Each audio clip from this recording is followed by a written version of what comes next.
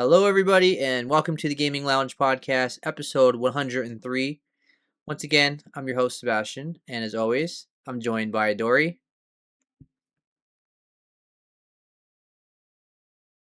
Fine. No, I'm good. Totally fine. It's normal over here, Seb, actually. I have a little bit of a hypothetical for you. Imagine you've been in a desert for I don't know about 4 years, right? Just hypothetically. Been getting by on like that one bottle of water you remember from like 4 years ago. You got a picture a few pictures actually of bottles of water last year, which felt like a really cruel prank. And then like I don't know, four strangers come by in the desert, and like one of them like shows you completely unrelated but really cool looking bottles of water. The second one gives you like a really awesome set of water bottles, and then like shoots himself in the foot and then walks away. The third one comes by, lots of ads. Kind of shows off a semi-related water bottle, then leaves. And then this fourth guy, total wild card, never know what he's gonna do, kind of like in his own world, does whatever he wants, right? Using a lot of red. Somehow has the water bottle you've been craving for 4 years. Gives you the smallest little fucking water bottle in the world, just the tiniest thing you could imagine. And of course, because you've been in this desert, you break down into tears, act as if you've just been given $1 million and been told you can have pizza for free for the rest of your fucking life. That is what being a Kingdom Hearts fan has been for the past 4 fucking years. And Nintendo decided, well, no one else is going to do it. So let's just fucking announce Kingdom Hearts 4 again, coming to the Switch 2. Absolutely fucking ridiculous. We'll talk about it more later, but obviously that's like the huge header for me personally. I know it's a huge deal for Seb too. But yeah, it's absolutely wild. It's I'm just like I've watched so many reaction videos. Obviously, I watched the trailer multiple times. I watched analysis videos. It still does not feel real. It was the same way when Kingdom Hearts 3 was going on. So, anyway, we'll talk about that later. First, we have to talk about a bunch of indie showcases, which where I'm also excited to talk about. Obviously, Seb and I are not going to be able to get to every single indie showcase. We're just going to highlight three, I think, of our favorites, three of the biggest, you could say. But there's so many indie showcases out there. There was a Pride one. There was a India one, a German one. There's a whole bunch. So go check out all the indie showcases you can. We're just going to highlight a few. So let's start with the Latin American Game Showcase, in which we share every game in common that we found interesting. There's no purple on our list, so this is completely me and you. So let's start with Tenebris Somnia, which I also saw at the horror game showcase. Yeah. And it is a 2D retro survival horror adventure game with live action cutscenes created by an award winning film crew from Argentina. It says, unveil the depths of a disturbing story by solving puzzles and fighting horrible creatures. What if they aren't just nightmares? And it even had like a live action trailer and stuff too. It was actually really well done because this game has live action cutscenes mixed in with retro gameplay, so that's really cool. So it says when you reach certain key points, you will see sequences from a completely different point of view, made in live action with real actors and practical effects, created by a professional and award-winning film crew from Argentina, as I just said. So the concept of it is really cool. I mean, it's bringing us back to the '90s. That's the main thing, Yeah. right? And it comes out October 16th, so it's the perfect day, a perfect game for Halloween time. Yeah. So what did you think about this game? Yeah, we've been seeing this trailer off and on for the past few months. I just think it looks super cool. I think the pixel graphics look great. I think the live action practical effects look really good. I overall have just been really impressed with what I've seen from this dev team. I think it looks really interesting. I'm not sure gameplay wise if it's going to be for me, but I don't mind a certain amount of puzzles in my game as long as they're not like moon logic or just like overdone, over and over again. Like even Uncharted 3, like I can think of that, like the action game with a lot of puzzles and a lot of them I didn't enjoy. But yeah, I think it looks really cool. The FMVs, like you said, pure 90s nostalgia. I didn't grow up with a lot of FMV games myself, but it does give me nostalgia because obviously I remember them to a certain extent. So I just think it looks really cool. It looks really innovative and interesting. So it's definitely on my wish list. Yeah, I'm very excited for that game. That's one of the most hyped horror indie games of the year, I think. I've seen a very it's well talked about on the indie spaces for horror games. All right, the next game is on my list, which is Castlebound, which I've talked about many times. It is a 1 to 4 player action platformer with roguelike elements. It's looks like Paper Mario, and you basically fight a bunch of enemies on screen. It's fast-paced combat, and it says you got to defend the walking castle. It's solo or co-op. You can play as multiple heroes. It has roguelike progression. It says you can unlock new skills, heroes, and upgrades to enhance your chances of survival. It says it's a unique take on the genre. It says experience an innovative blend of castle defense and roguelike combat like never before. So I've mentioned this game like 5 times, I feel like, on this podcast. Still very interested in it. Still doesn't have a release date, unfortunately. But I am interested in it. It was like a really awesome Steam Deck game. So yeah. Yeah, I could definitely see that. All right. The next game on both of our lists is Kosenki. I think that's how you say it. Yeah. And you want to read that one? Sure. Yeah, this is a fast-paced, stylish combat game set in a dark, techno-feudal world. Master creative, high-speed battles as Hayato, a broken samurai fighting enemies from a Kosenki corrupted world and his own inner demons. Yeah, what grabbed me about this was just obviously the art style, the very bloody combat, very stylish, very fast-paced and intense. It's got some hack and slash elements. It's very it says spectacle fighter, which I've actually never seen before, but it is very bombastic. And yeah, it looks pretty fucking dark. It says it's a single player dark fantasy hack and slash with stylish combat where precision, speed, and mastery defines every battle. Easy to learn, hard to master. So I like games like that. So I'm definitely interested adding it to my wish list for sure. There's no release date as of yet. The main thing that interests me about this game is the gameplay. The gameplay Yeah, looks a lot of fun. And I like Castlebound. This is looks like another great Steam Deck game. This is something you play on a handheld, and yeah. I like the look of it. I like the gameplay. The story hopefully is interesting, and yeah, I'll have a good time. If gameplay is good, then I'll have a good time with it. All right, the next game is I think it's Arceus, Pure Yeah, pure Imagination. imagination. Yep. So it's a fast-paced, momentum-based 2D platformer where you play as artists battling to preserve creativity in a world on the verge of artistic extinction. Dash, swing, and smash your way through a vibrant, hand-drawn world in this adrenaline-fueled platformer where art is your strongest weapon. I mean, right off the bat, it reminds me of Sonic the Hedgehog on the Yeah, 90s. for sure. I think that's what they're going for. Maybe like Pizza Tower or something. Yeah, I got big Pizza Tower and WarioWare vibes. WarioWare, Not yeah. WarioWare, excuse Wario me, the Land. Wario Land Yeah, series. yeah. And yeah, that's what they're going for it too. But it has like a really cool art design, very very colorful, which makes sense, right? Because they're painters. Yeah, And it just looks like again. I keep saying that. I'll probably keep saying this for most of this episode. Looks like a great Steam Deck game, great handheld game.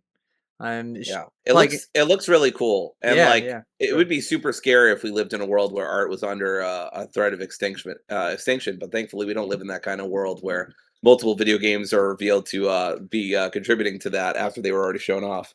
Anyway, so yeah, it looks really good though. In all seriousness, like I love the art style. Like I said, it gave me Pizza Tower vibes, which I still want to play. I think the movement looks really dynamic and fluid. I think the art style is really cool. So yeah, going on my wish list. Yeah. And it says you can take control of 4 different people: Pierre, Renee, Walter, and Guga. It says each representing a different artistic discipline and use their unique talents to restore color, music, and imagination in the world. So you can swap between the characters to unlock new paths, solve puzzles, and uncover hidden secrets in the levels. So yeah, it doesn't have a release date yet, but maybe next year. Yeah, I think if it was coming out this year, I think they would have said it. yeah. So probably next year. All right, next 2 games are on my list only. First one is Heaven Crawler. It says, explore the womb, a forgotten man-made tower built to reach the heavens. Wield mechanical arms to overcome deadly enemies and carve your path upward on a deeply personal journey. and remember, bring her back.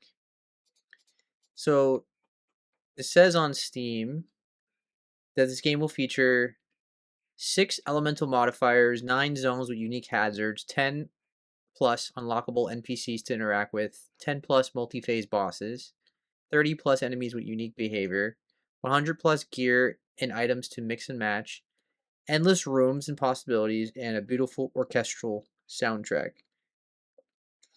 Well, I mean, the gameplay looks really cool. I mean, it's a character, it's a boy with mechanical spider arms, and that can turn into like fists and things like that. And you're fighting a bunch of enemies, and you're exploring like this very interesting, unique world that looks kind of reminds me of like something I would see in like The Last Guardian or Shadow of the Colossus or something like that. So I just thought it was, I just thought it stood out in this showcase, and I don't think I've seen it in any other showcase. So I just thought it was really cool.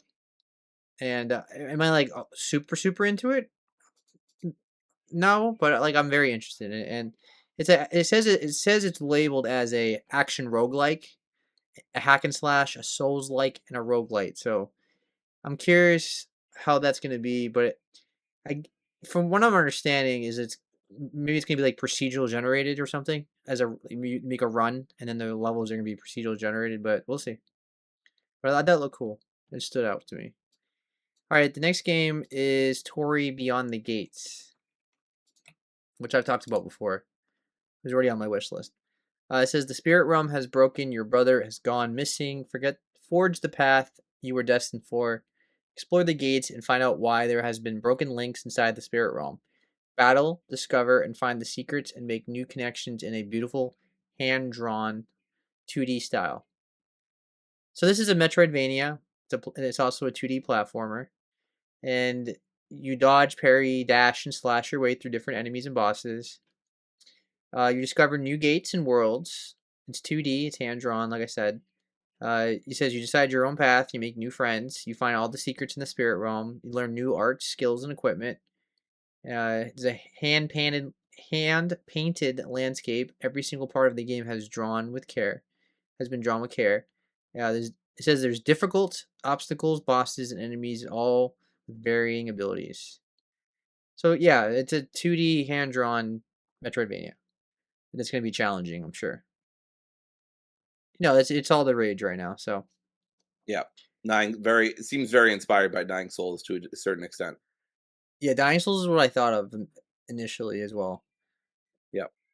It also looks like a bit like it's also inspired, I'm sure, by like Hollow Knight and stuff because obviously that's like the biggest one in the indie space. All right, so that's that. The next game, which is on both of our lists, is Headcutter. Hell yeah. So Dory, tell us about Headcutter. Headcutter is a sci-fi spaghetti western FPS with brutal combat, destructible environments, and lots of gore. I mean, it's totally a me game. Track targets as a space bounty hunter, explore maps with multiple routes, and use the crunchy gunplay to cut their heads off so you can get your money. Yeah, I mean, this just fucking rules. I was really interested in this gameplay. I'm a big FPS fan, if folks don't know. I know I talk a big talk about narrative games, and trust me, we'll get to that later. But I also love a good FPS game, as I've rediscovered Not over the past couple years. not just FPS, but a boomer shooter, which this game is. That's true, and specifically the boomer shooters, which have really made a comeback since Doom 2016, which wow was 10 years ago now. So yeah, we've had 10 years of the revitalization of the boomer shooter genre, and I've been try saying that 5 times fast, and I've really gotten back into it over the past few years myself. So yeah, I'm really excited to see this. I love the usually I'm kind of like iffy about the low polygon esque style, but I think it really works here.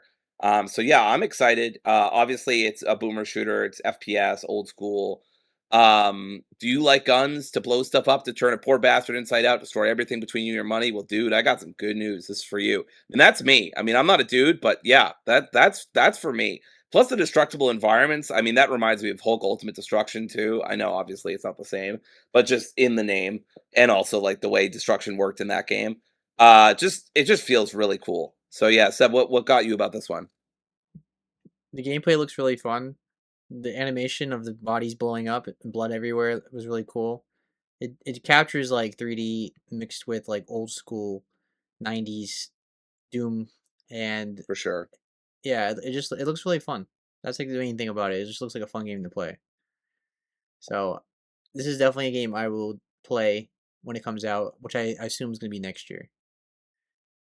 So I'm very interested in this game. for sure. All right, the next game is Tempest. How do you say it? Vitae? Vite? Yeah, Vitae, I think. I think it's Latin for sure. So it says you are Alex, a Vitae. time displaced astronaut unraveling the space station Thea, doomed in both the war torn 2185 and the post apocalyptic 2080-35 to find your lost brother. Master an arsenal of time travel abilities and weapons in this sci fi Metroidvania first person shooter. So, I mean, right off the bat, that's what it tells you exactly what it is. It's a Yeah, which is funny because I totally missed that it was a Metroidvania. I didn't see that quick flash of text, but I'm still gonna leave it on just because I think it looks cool. I won't buy it anymore. I'm not even gonna wish list it, but I do think the art style looks really cool and the gameplay looks really cool. So I wanted to. I thought it was another boomer shooter, but I guess it's Metroidvania too, which is not really my thing usually. So Yeah, what the comparison that I see to this game is Metroid Prime. That's what I get from mm. it. You know, Metroid Prime is a Metroidvania in a 3D Yeah, I space. liked that map. That's why I liked that map because I also like the Metroid Prime map. I think it's pretty. If it can be similar to Metroid Prime in that way, I wouldn't actually have that issue much of an issue with the Metroidvania. Yeah, so it says explore non-linear interconnected paths and unlock new ones as you gain weapons and powers. You face bosses and fast-paced precision combat. Follow a interwoven narrative with objectives, quest, and NPC dialogue system. Explore different areas with clearly defined aesthetics, hazards, and stories. Use save points and fast travel anchors as the world grows bigger. Find currency, collectible shops, and upgrades. So, You know, I also got kind of some Titanfall. That's the name, right? yeah. Titanfall. Titanfall 2 kind of Mm. vibes that specifically the level where you switch back and forth, but I mean the classic. But Oh, where you yeah. switch back and forth between the times. I kind of got those vibes too. I love that level. My god, what a masterpiece. Yeah, I think that's one of the gimmicks of this game for sure is the time travel Yeah. between two different periods. So I definitely see that comparison as well. So Yeah. I see Titanfall, I see Metroid Prime, I see like a bit of System Shock too. So Mm, yeah, that's why it interests me. And I'm not like super excited for it, but like I'm definitely interested. So I'll keep an eye on it. yeah. If this wasn't a Metroidvania, I'd be day one. As is, I'm still kind of interested if Seb gets it or somebody else got it. I definitely at least give it a shot, depending reviews. But yeah, I'll keep an eye on it. If it lands really well with folks, maybe I'll hear about it and I'll check on it then. Yep. All right. So the next two games are on my list, which is Grim Trials, which we've talked about before. It's the game that's totally not Hades, Totally. but we talked about this before. But it's a hack and slash roguelike dungeon crawler, and you reap the souls of your monsters, like the monsters you fight. You gather materials and you craft equipment. You customize your gear and you build like a personal build. So it stands out from Hades because it has like a whole talent tree with a big bunch of pathways to do. You mix and match with that, and it says you are at an academy. You explore it, built for the training and arming of Death's various reapers. Seek enlightenment from mentors, take on the quest to build your relationships and unlock sage advice, knowledge, and powerful support from your peers. Learn the stories of the dead by interacting with this academy's denizens. It says it's a coming of age in the afterlife was certainly not the plan, but dying means little to the already dead, and love unyielding wields power no god can rival. Every time Avalon fails in battle, the experience and materials you've earned stay with her. So you live, fight, die, and live again over and over until the promise is kept. It's a roguelite, right? You keep your progression, in other words. It's definitely inspired by Hades. I don't do I think it's a rip off of Hades? No. I mean, Hades didn't invent the genre or anything like that. I think what the comparison to Hades is just the art style is very similar to it. Like they're clearly Yep. inspired by it. But even then, it's still different enough. Doesn't bother me. Again, this game looks like a great Steam Deck game, which like Hades is too. So Yep. very interested in this. I keep seeing it every time I see it. I think it looks cool. I'm a big Hades fan, so that's why it also appeals to me. And even Steam says similar to games you played. What are the two games? Hades and Hades 2. Mine is just 80s too, which is funny because I played both. But yeah, Yeah, which I have 60 plus hours in both of them. So same. Yeah. very interested. All right, the next game on my list is Ghostless, and also a 2D game. It's a side scroller action adventure action game with pixel graphics. It says lead an uprising against AI in a post-apocalyptic world where you are never sure who is human and who is machine. Scavenge for resources, find survivors to grow your base, root out android infiltrators, and lead the resistance in a unique hybrid of 2.5D action adventure and colony building. So does it have? Nope, doesn't tell me. It says it takes place in an alternate 20th century, 15 years after the Cold War. AI superintelligence turned against humanity. You take on the role of the envoy sent to investigate rumors of a facility where AI is creating a new secret weapon. Your ship gets shot down, leaving you stranded and outnumbered. Your only chance of survival is to find and recruit locals and build a guerrilla resistance to fight back against the machines. Just be careful who you trust. So you literally build a base, and you assign new recruits to crafting stations, and they build better gear and weapons. And it's your job to manage the size, the health, and the status of your colony, and you progress.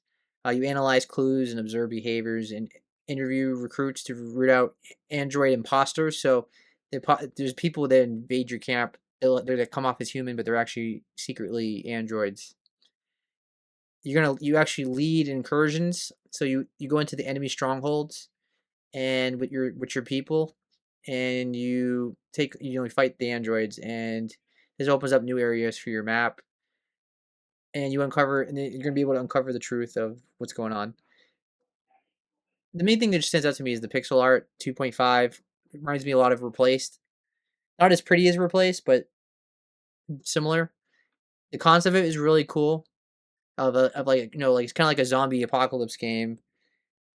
Like there's a lot of games like that in a zombie apocalypse game where you go into get a town, you build it up, and then you take your people and go find resources. It's like that, but Right. with androids. And even on Steam, it says similar games you played replaced. So yeah, I'm very Yep. very interested in Same. this game. I'll keep an eye on. I'm not like super hyped for it, but I'm very interested. This is the first time I've heard about it from the showcase, so it's on my wish list, and I'll keep an eye on it. All Uh, right. Well, the next game we've talked about quite a few times. I'm not going to talk about it for any more than a minute, but it's Desktop Explorer. It's coming out yeah, July 17th. This has psychological horror, point and click, and puzzle uh, stuff going on with it. yeah. You're basically investigating this 90s computer that's given to you by your uncle, seeing what kind of secrets hide this eerie adventure of cryptic games and outdated software. So it's a bit of a mystery game with some psychological horror and point and click elements, puzzle stuff, like I said. I've been interested, and I think it's a really cool twist. Obviously, it appeals to me because of the 90s nostalgia. There's not a lot to say. It's coming out July 17th. We've talked about it a few times before. Seb, anything you want to add? Yeah, similar to you, we've already talked about it plenty of times. It's psychological horror. It's point and click. It takes place on a '90s computer. Interests both of us because we grew up with it that way, and that's the main drawing point to it. I'm curious how it's going to review. It comes out next month on July 17th, so we'll see what people are saying. Obviously, I don't expect this game to have a lot of reviews on Steam, but hopefully it's No. mostly positive or something. All right, next two games are on my list. The first one being Hollow Stories Lockdown, which is a horror game, psychological horror game, and it's a first-person shooter. It says, um, so Hollow Stories Lockdown is a survival horror noir game set in the 1990s, where every corner hides secrets and nothing is what it seems. Players uncover a web of police corruption and hidden cult operating from the shadows, facing moral dilemmas, crime, and violence in a city under siege. Inspired by late 90s horror and suspense classics, the game blends cinematic fixed cameras with a first person aiming delivering neo retro experience that mixes exploration, tension, and strategic combat. The classic inventory system increases tension by limiting resources, forcing players to make careful, high stakes decisions. So again, it has fixed camera angles in general, but when you're fighting, it turns into first person when you're Right, I shooting. remember this one. Yes. Explore a gloomy police station, solve puzzles, and open your path and uncover the truth. Obviously, it's very inspired. Even says it by PS1 graphics. Very 1990s inspired noir. I was getting major Silent Hill 1 vibes. Specifically, Silent Hill 1 is what I was getting from it. And I mean, this is my kind of game. I mean, what is there to say? It's survival horror. It's a survival horror game mixed with psychological horror. It's Silent Hill.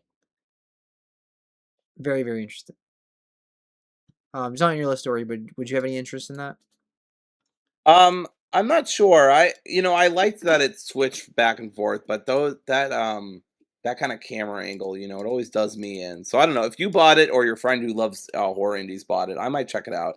I did think it looked interesting. I hate that camera style. So Yeah, I love that camera style, but I grew up with it, obviously. Well, I mean, I did too. I mean, like, I grew up loving that camera style. Like, I Yeah, play a lot of games like that, so I'm used to like yeah. tank controls and fixed camera angles. All right, the next game on my list is Bruma, which is I love me some cat games. Experience the mysterious journey of a cat searching for the memories of her friend, an old lady who has lost them. It says it's a adventure game, a puzzle platformer, a Metroidvania, and it's 2D. The art style, I really like the art style. Stood out to me. It looks hand drawn. It says explore a mysterious city submerged in a dense mist, abandoned by humans and ruled by different clans of stray animals. Activate your feline instinct using stealth, agility, and curiosity of a cat. Discover a beautiful adventure full of magical realism, where the past blends with the present. You explore places from the past, interact with old friends, and find pieces of a hidden story. And then, I mean, it shows like a crow and stuff like that. The art style of it looks really cool. The visuals stand out to me, and it's gonna be a sad story because it's a cat's journey in search of her elderly friend.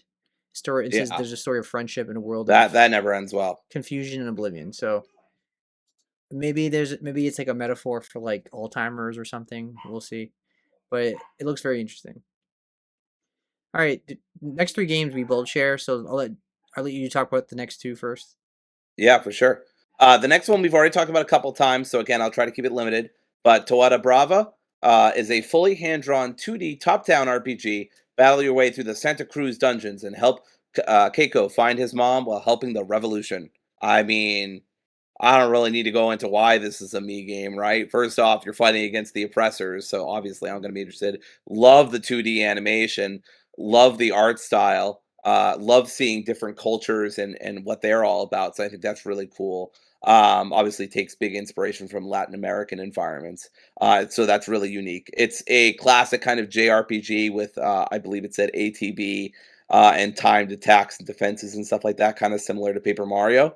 So I really love that kind of stuff. I just played Escape from Ever After, which I thought was a pretty good game. So it's probably going to be similar to that in some respects, anyway.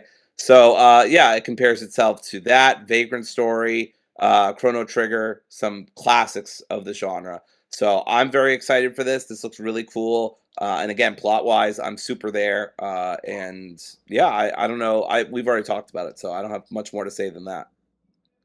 Yeah, this is a Brazilian game, and it features like monkeys, and Yes. they even said it's inspired by Donkey Kong Country, and I definitely see that because he looks like Diddy Kong, and yeah, it's like a RPG. It's an RPG, so a lot of it said a lot of the influences are Final Fantasy, Chrono Trigger, and Super Mario RPG, and it's gonna have turn-based combat with timing mechanics, as Dory said, like like the Paper Mario games, and Super Mario RPG. Very, very interested in this. This is again the perfect Steam Deck game. This looks very cool. I love everything about it. This is probably one of the Yes. of all the games on the list we talked about so far. This is probably the most Latin American I've seen. Yes. It's It really felt very Latin, inspired and influenced, which I really loved. exactly. And then The next game is also Brazilian, I All believe. right. So Let's. I got this one, Seb. So I know everyone loved Brazilian Drug Dealer 3. I opened a portal to hell in the favela trying to revive Mid Aya, and I need to close it. But have you played Brazilian Drug Dealer 4? Excuse me. Brazilian drug dealer before 4. Demons from the portal to hell I opened are still in the favela, and now I have to save Amadas from Ronaldo. Not Ronaldo, the soccer player. Yes, obviously, this is a completely tongue in cheek boomer shooter. It is brilliant. Please go play. In all seriousness, please go play Brazilian Drug Dealer. It is genuinely a really great, excellent FPS boomer shooter. It is based on the Quake 2 engine, so it's a huge throwback. It is again, I cannot stress this. I know it's a very silly presentation, but I genuinely mean this. It is a really good game. It has overwhelmingly positive, I'm pretty sure, on Steam, and it has that for good reason. So obviously, very silly kind of presentation with the title and the narrator and the trailers, but go check it out. And then this one is coming out in September. I think we've talked about it maybe once before, but really going to emphasize these are really good games and they're very cheap. There's a download.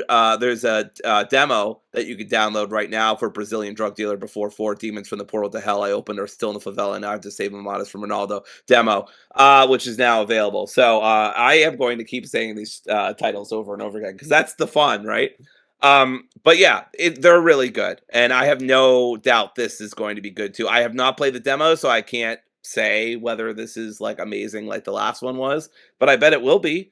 And also the last one was really cheap too. I mean, it's based on the Quake engine, so I guess if you care about graphics in a game like this, which I'm not sure why you would, the graphics are very ugly, but they're like intentionally that way, right? It's based on the Quake 2 engine, for God's sake. So, very old engine. But it works great. Yeah, Seb, anything you want to add while I turn on another light? it looks really fun. I mean, this is the game where, like the first one, is just pure gameplay and pure fun. Like, not every game needs to be like big AAA giant cinematic game. It's just a fun throwback to the '90s. Like, you love boomer shooters. Like, this is one of the best indie games to play, Yes. and it's cheap. Like, it's like great value for your dollar. Like, you're getting a really fun game, and I'm sure the sequel is just gonna be just as fun as the first game. So if you Yeah, love boomer literally, shooters, this is for you. Brazilian Drug Dealer 3 is that the demo or is that the actual? Yeah, the actual one is free right now, so you can literally add it to your library. Oh, never mind. It's $5. It's $5, which is nothing. I forget exactly how long I got out of it, but I got a good amount of time in it, about 5 to 10 hours. I can't remember exactly what I got, but just a great experience. I think I only needed like a guide like once or twice. I'm just checking how much time it took me to beat. Just 3 hours, but for $5, I mean, and the gameplay quality is so good. So yeah, highly recommend that. Go check out the demo if you want for before 4. And this will probably be even cheaper than $5 because I think it's just honestly a glorified DLC. I mean that in a good way, but it's basically just glorified DLC. So yeah, it's not quite 4, but it's not quite they should have called it 3.5 remix. But anyway, yeah, I'm really excited. I love this dev. I love what they do. Yeah, it's very cool. All right, the last game that we both share is called Murky, which is a game that stars a pumpkin. That's like it's literally its name. It says Murky is a bizarre narrative adventure where you cast spells, manipulate time, and shift between parallel realities to escape a collapsing world.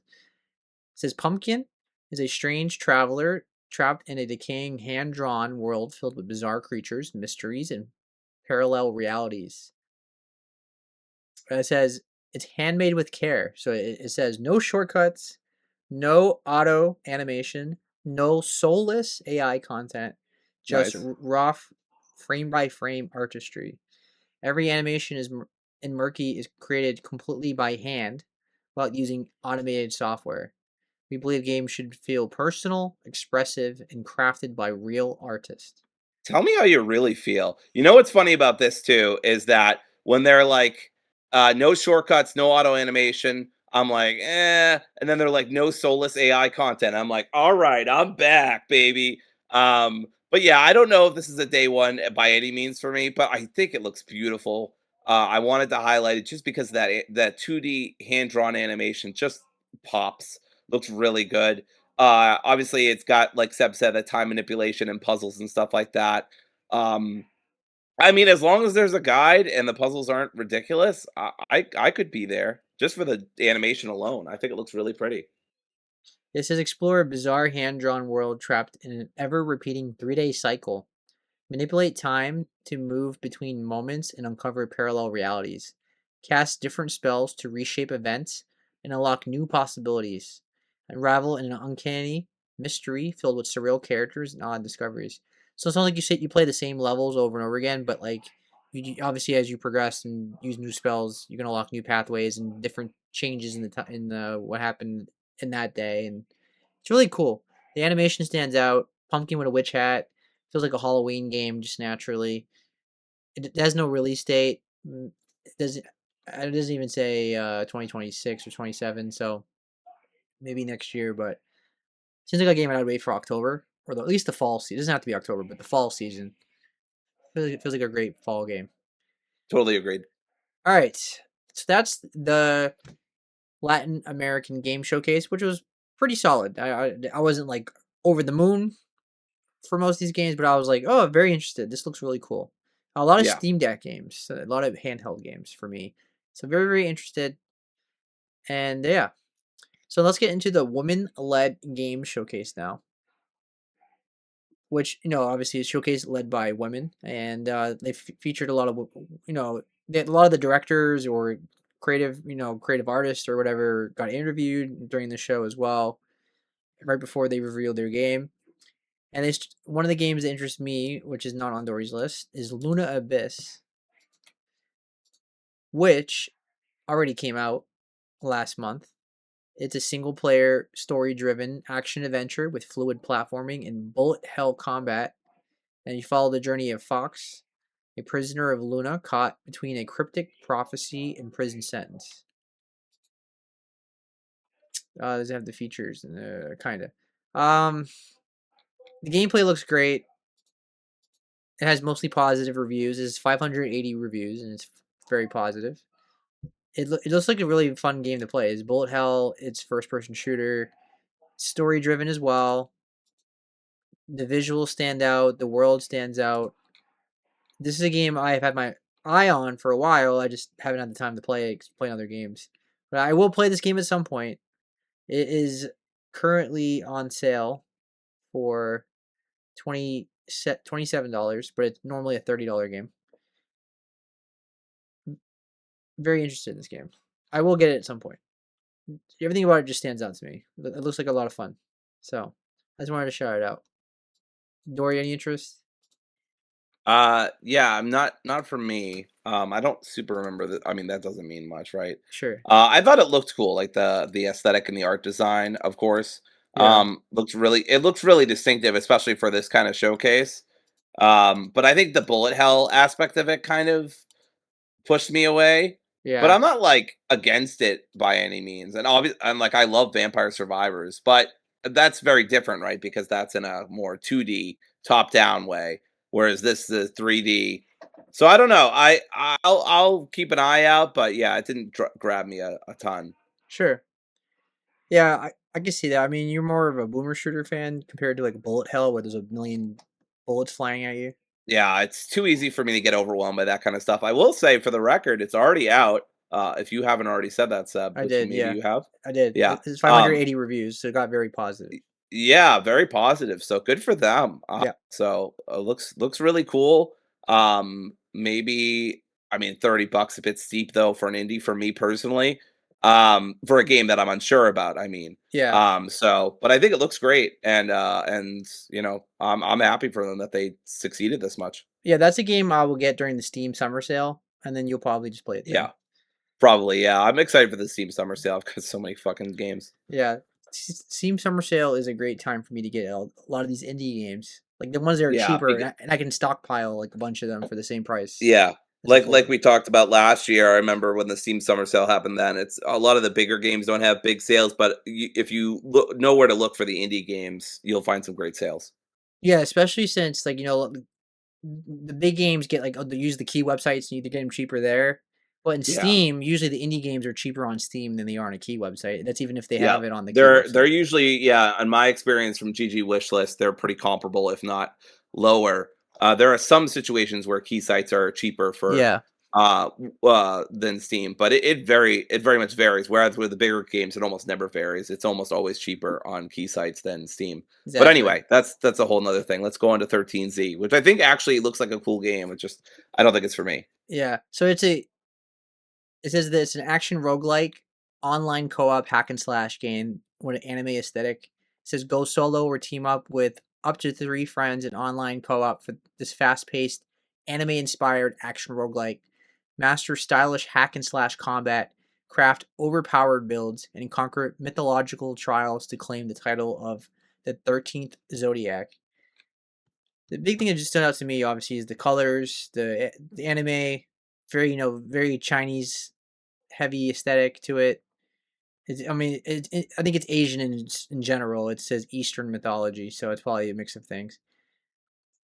You play as a fox who's a lightning fast swordsman strikes who strikes flash like thunder. And this says you can also play as Raven, a graceful reaper who commands razor sharp feathers from above, and then there's gonna be more to follow. Um, it's built for replayability. They push that a lot. It says you craft your playstyle through deep upgrades and modifiers. So there's different ways to play this game, and you can play you can play by yourself, or you can play with other players and co-op up to 4 players. And it says it offers a challenge. Uh, each run is a dance of grit, speed, and power against hordes of foes and cunning guardians. Triumph through adaptability, clever builds, and relentless spirit. And you may carve your name among the stars. So it's basically a 3D roguelite that's going to be tough. But it looks really fun to play. Looks like again it could be addicting. Very interested in this game. Comes out quarter 4 of this year. So we'll see.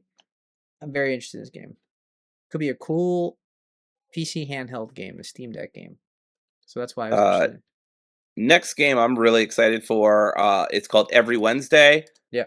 which is not a game about how we watch AEW Dynamite, but instead a game about it's kind of an Until Then like I want to call it. It's Yeah. got that same kind of 2D pixel art. Even I know That again was we're my first referencing thought. this, but Yeah. yeah, but is this game relevant to you? Similar games you played? Until Then is the first one mentioned, and then Cosmic Wheel Sisterhood, For me, it's the which is only another one. great game. It's the only one shown. Yeah. I put 25 hours But into that game, by the way, so I'm very it interested. looks it looks super yeah, it looks super good. They nailed that kind of, art style. I think it's a really cute premise. Basically, you're in a laundromat every Wednesday, it says, "There are stories that stay. Join Hideki in a small laundromat in the heart of a restless metropolis where smartphones are not allowed, and strangers slowly become part of each other's lives." So, it is slated for release in February 2027. Just added it to my wish list. It's got casual, interactive fiction, visual novel, 2.5D. Like I said, it screams Until Then. If they can nail those narrative beats like Until Then did for me, which I cried a lot during that game, I'm ready to be ruined again. I'm very excited. It looks very promising. I liked some of the dialogue I saw. So obviously, this is a game less about the gameplay and more about the characters and the story and the pixel art. So we'll see how it goes. It's on my wish list. Yeah, it looks very interesting. Nice slice of life kind of game. Comes out February next year. I really enjoyed Until Then, so if it's anything like that, Yeah. it should be a good game. Yep. You just have to like those kind of games, of course. For sure. All right, we'll skip Tawada Brava because we already talked about We that. just talked about it. Yep.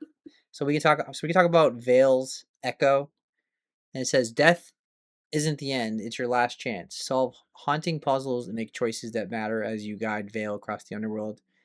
Will regret follow her into eternity.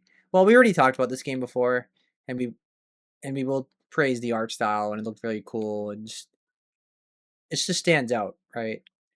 Yeah. Um, It's more horror. It's more 2.5D. There are some puzzles here, but I'm not sure they're really going for super complicated puzzles. We'll see. yeah, Um, But either way, I just wanted to praise it just for the art direction like last time, and I'm still doing it now. Yeah, I think it's going more for a narrative adventure. I don't think it's gonna be puzzle heavy. It doesn't even say Yeah, puzzles in the under the genre tags on right. Steam, so I think it's just I think it's gonna be like I keep forgetting the name of it, but with the teenagers and the aliens and dang, you know what I'm talking about with the parent. It will come to me randomly. But Okay. what's the other game? The other game what they made was Afterlife with you're hanging out with the devil and stuff, like the two teens. Oh, yeah, yeah. I What's know the what other you're game talking that what's about. the other game that they made? There's two of The them. Ollie, Oxenfree, Oxenfree. Oxenfree. Yeah. That's Ju- the vibe I'm getting from this game is Oxenfree and Yeah, Afterlife. I can get that. You just got to think of Ollie Oxenfree. Yeah. I don't know why I keep forgetting Oxenfree. I think I did the same thing the last time we talked about this game. You did. I remember it. Yes. But yeah, very interested in the game just because of that, and also it even has dark humor in it. That's one of the tags, Yes. so we'll see what that means. All right, the next game on our list, both of us, is Koshmar: The Last Reverie. It says Reverie. Reverie. When a city falls to a sleeping plague, nightmares rise up. Awaken the city as a mortician's daughter who walks the line between the sleeping and the waking. Fight through the dreams, seal the rifts, make choices that chip away at who she is. Try to become the nightmare that nightmares fear. So it says it's an action adventure roguelike game. It says climb the rooftops, slide down the alleyways, crawl through underbellies to explore Radwin, Gothic city of many faces that is losing a battle against the plague. Each district, from blue collar outskirts to diesel punk industrial zone, suffer in its own way, and some are willing to do whatever it takes to keep their eyes open. I mean, it looks really cool. The visuals stand out, Yeah. the 3D especially. The gameplay looks fun. I'm curious about what do they mean by roguelite? Um, because that I'm not a biggest fan of roguelikes, but the visuals and the gameplay really stood out to me. It has like a dark tone to it. Same. Yeah, Yeah, looks cool. I didn't even know that it was a roguelite until now. I didn't get that in the trailer when I I didn't was get that watching it. either. Yeah, Yeah. I don't know what's going on there, but maybe they'll explain more as they show more trailers. But yeah, like you said, this just looks awesome. I mean, even if yeah, it is a roguelite, I don't see anything that's really pushing me away from it. So we'll have to see. There's no release date yet, but I'm very interested. It looks cool. yeah. Absolutely, I'll keep an eye on it for sure. There's no release date yet, so we'll gotta wait for it. All right. The next game is on. Next two games are on my list only. First one was Unseal. They talked about really. She went really fast. But it says you awaken as Ash, a charred figure with a caged head and a fractured past. Navigate a surreal nightmare world built from your own memories. Solve maddening puzzles and evade the grotesque creatures that hunt you in this atmospheric, third person cosmic horror adventure. My first thought was something like Little Nightmares. That was the vibe I was getting.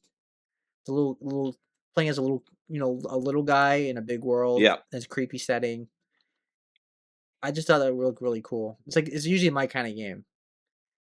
I'm not like ecstatic for it, but I'm very interested in this game. So I wanted to shut that out. She went really fast and she was like, okay, bye. And then they moved on to the next game. So but I want to see like 10 minutes of gameplay and then go from there. But I'm very interested in this. They're starting their first play test, so maybe next year. Next year is probably likely. All right. The next game is I put Well, to 12/28, but that's not popping up on Steam. So oh, maybe that was a release date for something. I feel like that was the game, but maybe I don't know. I'll women's led gaming showcase. I don't remember that either. I'm putting in 12/28, typing it in. Let me see if I have. Hmm. Nope. Seb was trying to remind himself some post Christmas activities. I'm pretty sure that was the game. Yeah.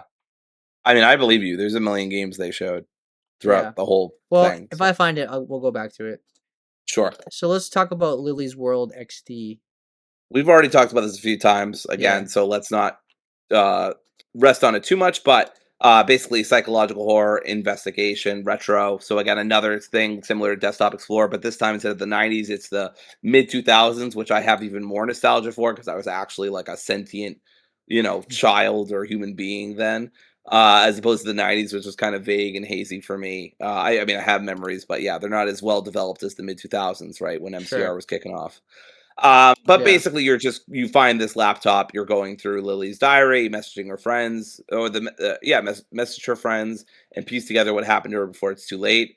And yeah, there's some horror elements. It's coming out. It says it's coming soon, so I would presume end of summer, maybe. Yep. Uh, uh, just like everything Dory just said, I grew up in the 2000s. Like that was when I was like, a middle school and high school and stuff like that. So a lot of memories of that. So that appeals to me more. All right. Um, God's TV we've talked about several times already. Yeah, It's a hack and slash cyberpunk action roguelike with edgy characters. They're gonna be swearing things like that. I think we both said that the comedy gets a little too raunchy, where it gets like kind of annoying. Didn't we say that before? I'm pretty sure. yeah, I think we said that. Yeah. But I'm just interested in the gameplay looks fun, and I'm interested in the characters and the art style pops. The neon colors really pop, and again, it looks like a nice Steam Deck game. So very interested in that. All right, the next game that's on both of our list is Hope in the City, which we also have talked about before. We Right. cover every indie showcase, so a lot of repeats. But it's a Dory game, so I'll let Dory handle this one. Yeah, so like Seb said, we've talked about it before. 17-year-old Hope Song returns home from school to find her parents missing. Use Hope's observant eye as an artist to investigate, piece together clues, and uncover dark secrets beneath her peaceful urban life in this non-linear narrative mystery game. I love me a good narrative game, love me a good mystery game. I just got done with the Posthumous Investigation, which was a really cool indie detective game. So yeah, definitely up my alley. Obviously, it's got a teenage girl going through struggles. For some reason, I really dig that. And so yeah, it's got some puzzles. It's story rich, mystery. It just looks really cool. The art style is really eye grabbing as well. So yeah, in general, I'm just really interested. I've had it on my wish list. So that's all I have to say about that. Can you talk about the next game too? Sure. Again, say it with me, everybody. We have talked about this game before. This is called Frida is Changing. This is the one that kind of reminds me of Beetlejuice. This is a 2D adventure with atmospheric and story-rich themes. You are Frida in a fun horror point-and-click adventure. A 14-year-old girl determined to uncover the mystery of her sister's disappearance. Are you noticing a theme between these two games, dear viewer? Explore an expansive village, solve puzzles, unlock memories, and discover monsters where you least expect them. So yeah, another game with really artsy fartsy aesthetic. I really enjoy. I'm not always interested in point and click games, but when I am, and the guides are freely available, I usually have a good time with them. So again, not much to say here. That's really all I got. Yeah, Frida is changing really appeals to me because you said it was point and click, right? Yeah, I love point and click games. I grew up with them. They're one of my favorite genres, and I didn't think of Beetlejuice, but yeah, now that you say it, I definitely see the Tim Burton vibes in this game, yeah, and it looks really cool. I just love the aesthetic of it, and like this just it's like my kind of game. It just looks really cool. I love horror. I love like even if it's like even if it's not like super horror, it's like horror aesthetic. Looks really cool. We don't have a release date. Again, just feels like a nice fall game. It doesn't have to be yeah. October, but like a cool fall game. So I'm very interested in that one. I can't figure out what I put for the date, so we'll just not talk about it. Okay, I think it was something else. I just maybe put the date on accident or something, but I think that's what I was I thinking. could have sworn it was the name of a game, but not a big deal. All right, so that's the women's led game showcase. It's just like the Latin showcase. Not my favorite one or anything like that, but it has a solid amount of games. A lot of repeats I already knew about. Yeah. but still, very interested in a lot of them. And then finally, the Story Ridge Showcase, which is going to be very well. I can't say Dory heavy because I have a lot of games on this too, but there's gonna be more you than me as well. There's like actual games that only I want as opposed to both of us want. So Yeah, that's very telling. yeah, Yeah, this was huge. This was huge for me. We're starting off with a big banger. Apple Crumb, which I'm very excited for. Now, this is from the same people who did Duck Detective. I yes, love Duck Detective. I think the first game is great, and the second game is pretty good. It's not. I think it's just diminishing returns, but I still had a lot of fun with it. It's not that serious. Uh, Apple Crumb. This is such a good premise. It's your grandmother's 84th birthday party. Happy birthday, grandma! And nobody is trying to murder her. Stop suspecting your family members. Don't worry about the strange man in your bedroom. A new creepy cozy mystery thriller from the creators of Duck Detective. Instantly on my wish list. It's a walking sim with an adventure, story rich and mystery elements. Obviously, it's a big indie. Yeah, I'm very excited about this. It says it's a suspenseful interactive mystery set during your grandma's 84th birthday party. It's down to you to uncover the truth, explore your childhood home, reconnect with your dysfunctional family. It's kind of like Knives Out, but the target is your sweet old grandma. So, and I love Knives Out. I love all three of those movies. So, I'm really excited for this. Like I said, I love the Duck Detective. I think the animation is really, and the aesthetic is really, um, really cute too. So, yeah, Seb, anything from you? I mean, the big thing that jumps out to me is the art style. I really like the art style. I mean, that's the main thing that stood out that I really liked. I was like, oh, this looks cool, It is a and short game. I yeah, will add that. It's 60 to 90 minutes, I just noticed, but that's fine by me as long as it's not too expensive. oh yeah, this kind of game should be short. I would Yeah. not want this game to be long. Yeah, I was just very interested in the story. I was the mystery to it, the animation. So yeah, I'm not like I'm a super day one or anything like that, but I'm definitely gonna play it. Yeah, sub doesn't need to be super day one unless this game is like over $10 or Yeah, something like that. I'm super day one. So this was like one of the big games for me, relatively. I mean, I'm not like, oh my god, I'm oh sure. my god later, but like Yeah, the I'm still excited. It looks great yeah, and it stood out from the showcase, which is saying something because this is a for pretty good sure. showcase.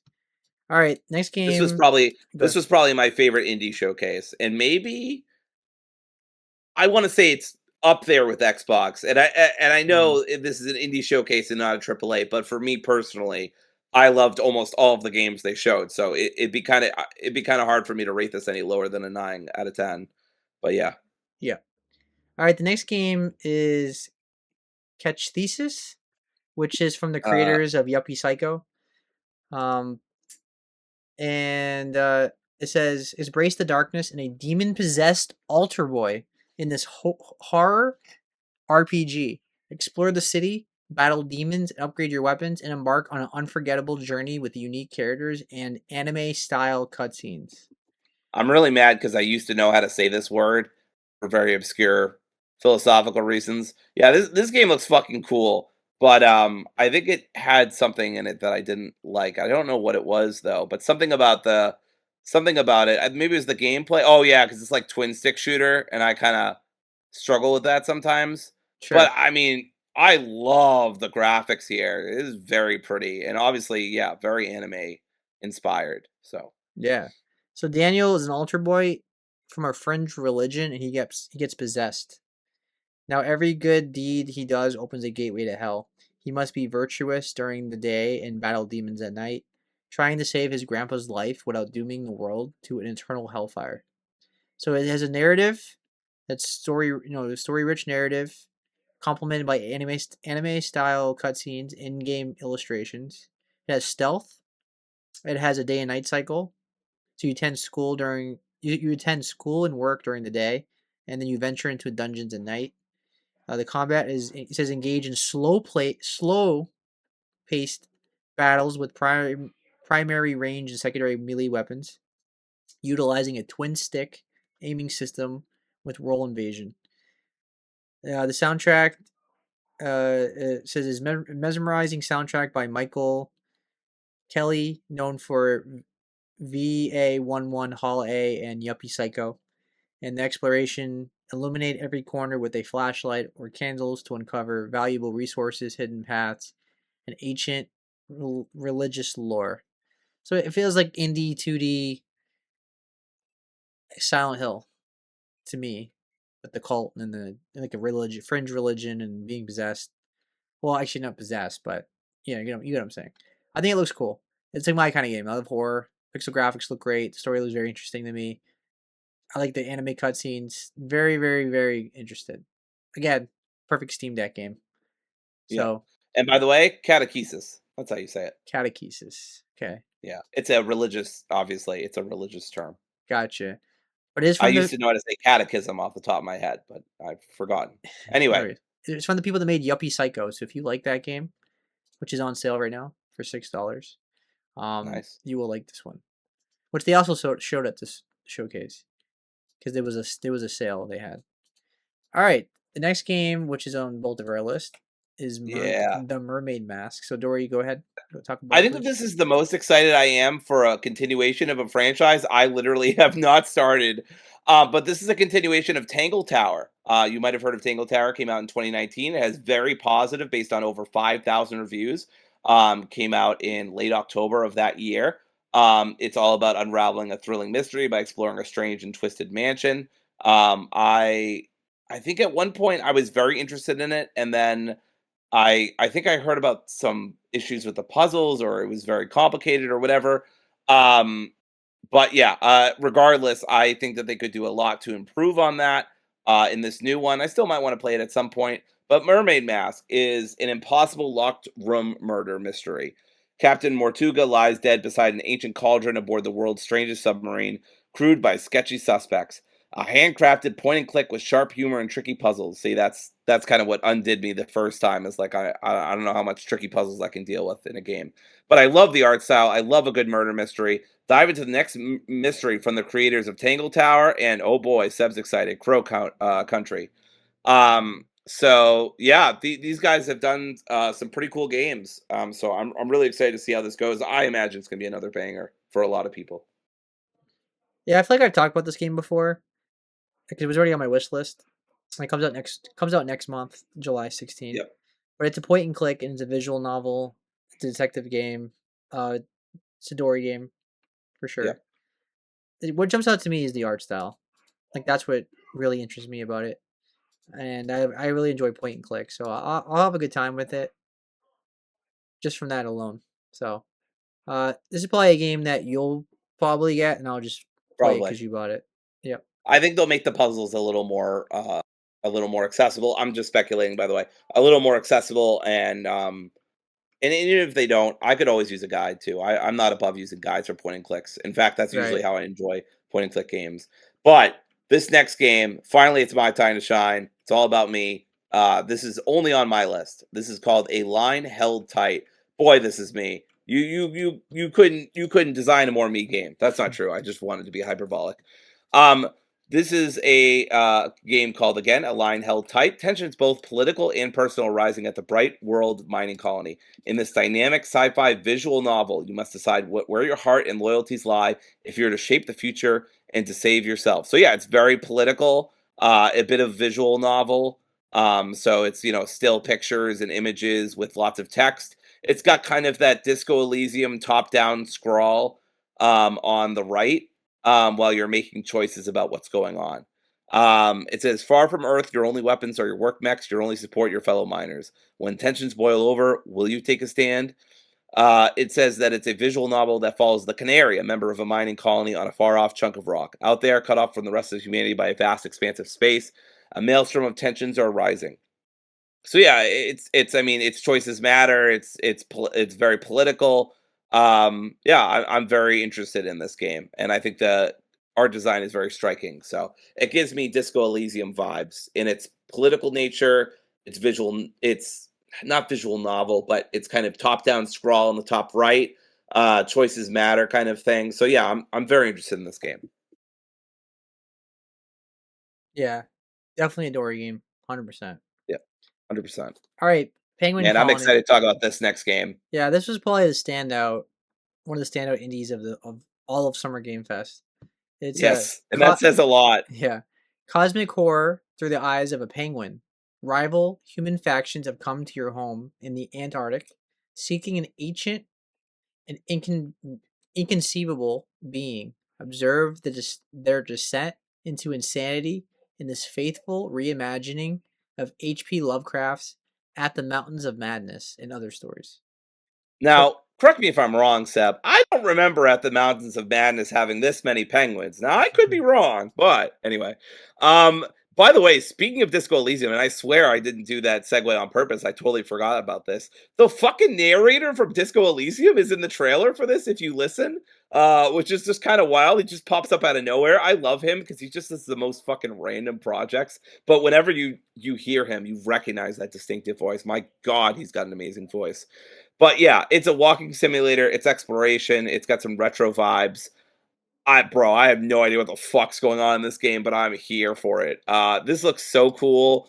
I don't even know if I'll like it, but I just wanted to highlight it along with Seb because this is such a cool concept. Also, there are Nazis in this game, so hopefully we can kill them somehow. I don't know. Give the penguins a yeah, submachine.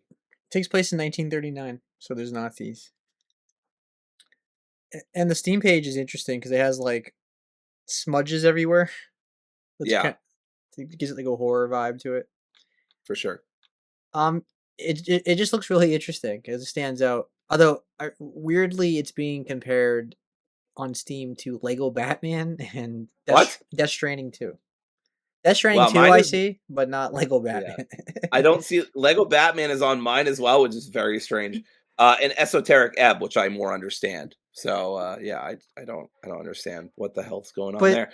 But yeah, this is so cool. Like Seb said, this really stood out. So yeah, I'm glad we're highlighting it. I do enjoy Lovecraftian horror, and it's gonna be a walking simulator, so you have to like these kind of games. It's gonna be a slow game, I'm sure. I don't expect like a lot of action or anything like that. So yeah. All right. Yuppie Psycho, that came out 7 years ago, but Yeah. it I was didn't realize that at the time.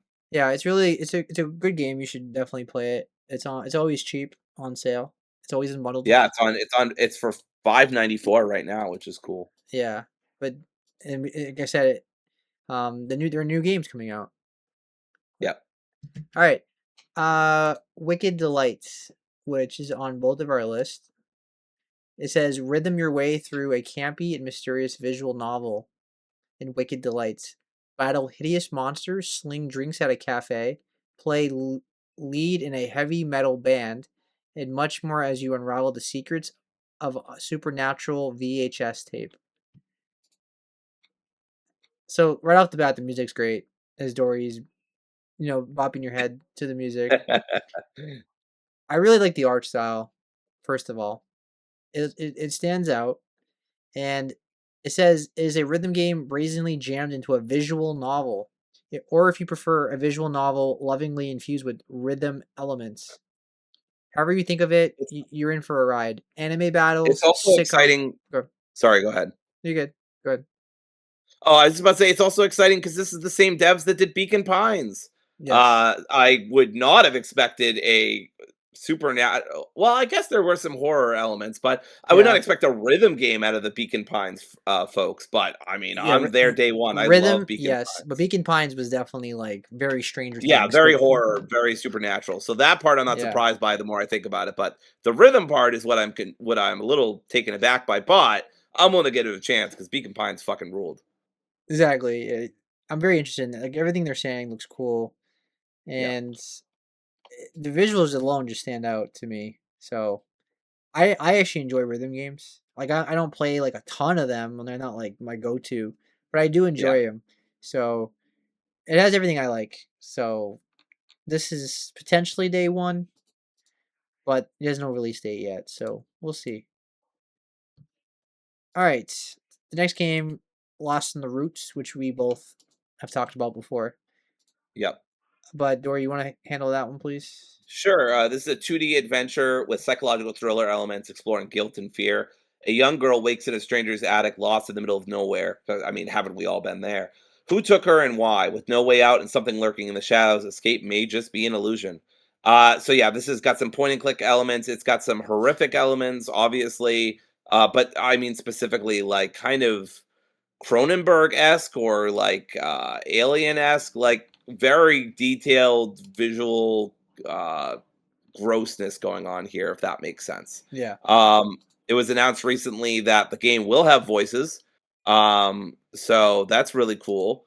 Yeah, I don't know. It says when life offers a path to redemption, the hardest part is often forgiving yourself. That is very correct. Step into the tragic tale of Jakob, a man whose past may have turned him into an outcast forever. Uncover who he was, and what he did, and wrestle with the question he asks himself every day: Can you forgive yourself for destroying someone else's life? Um, there, there's a lot going on here. Escape a house full of secrets. You're in a colossal living forest.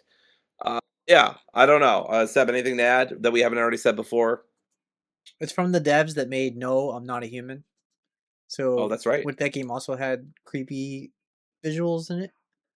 Um, as I said last time, I love point and click games, psychological horror. I love the visuals, the creepy art style, the monsters, the setting. It looks like a really cool time. If it's like a nice 3 hour cool horror experience or whatever it is, 3 to 5 hours, very interested in this game. Comes out quarter 3 of this year, so that tells me like that tells me like October or something. So that feels like a nice Halloween game. So very interested in this game as I was last time. So all right, the next game, which is only on my list, is She Seraphim Helix Experiment. It says a unique blend of tactical stealth action and survival horror inspired by the classics. Trapped in a missile silo with angelic entity and mutating personnel, new life grows in the belly of the lead researcher.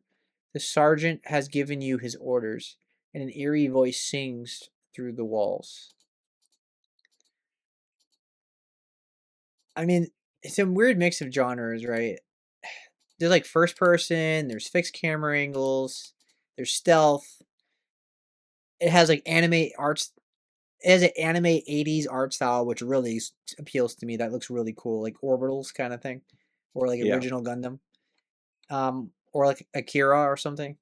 And it says it features radio dialogue choices, multiple endings, exploration of a retrofitted underground missile silo, third and first person combat, tactical and stealth options, unique low poly 3D art style inspired by classic anime, and lush synth heavy soundtrack. I mean, it has all the tools of being a great game for me. I'm even the font of the title looks like Akira to me. So this game looks awesome. Very interested in this. I didn't know anything about this game, and now I'm very, very interested in this game. So I'm gonna keep an eye on it. We don't have a release date or anything, but hopefully it comes out next year. I think it looks really cool. All right. So the Cool. next 3 games are all Dory games. So I'll let you handle Yep. that. The next one is Duppy Detective Tasha. This is a Jamaican orientated game. It says help Taisha unravel the case of a heinous murder. Very surprised. And find her cell phone in this point and click mystery adventure based on a Caribbean folklore. So not just Jamaican, but Caribbean as well. More generally. Yeah, the release date, I mean, it already came out like a few days ago. It's got positive. 100% of the 22 user reviews are all positive. People say it's a fun, quirky game with really lovable characters. And from I haven't seen any complaints about the puzzles. That was the part that kind of worried me.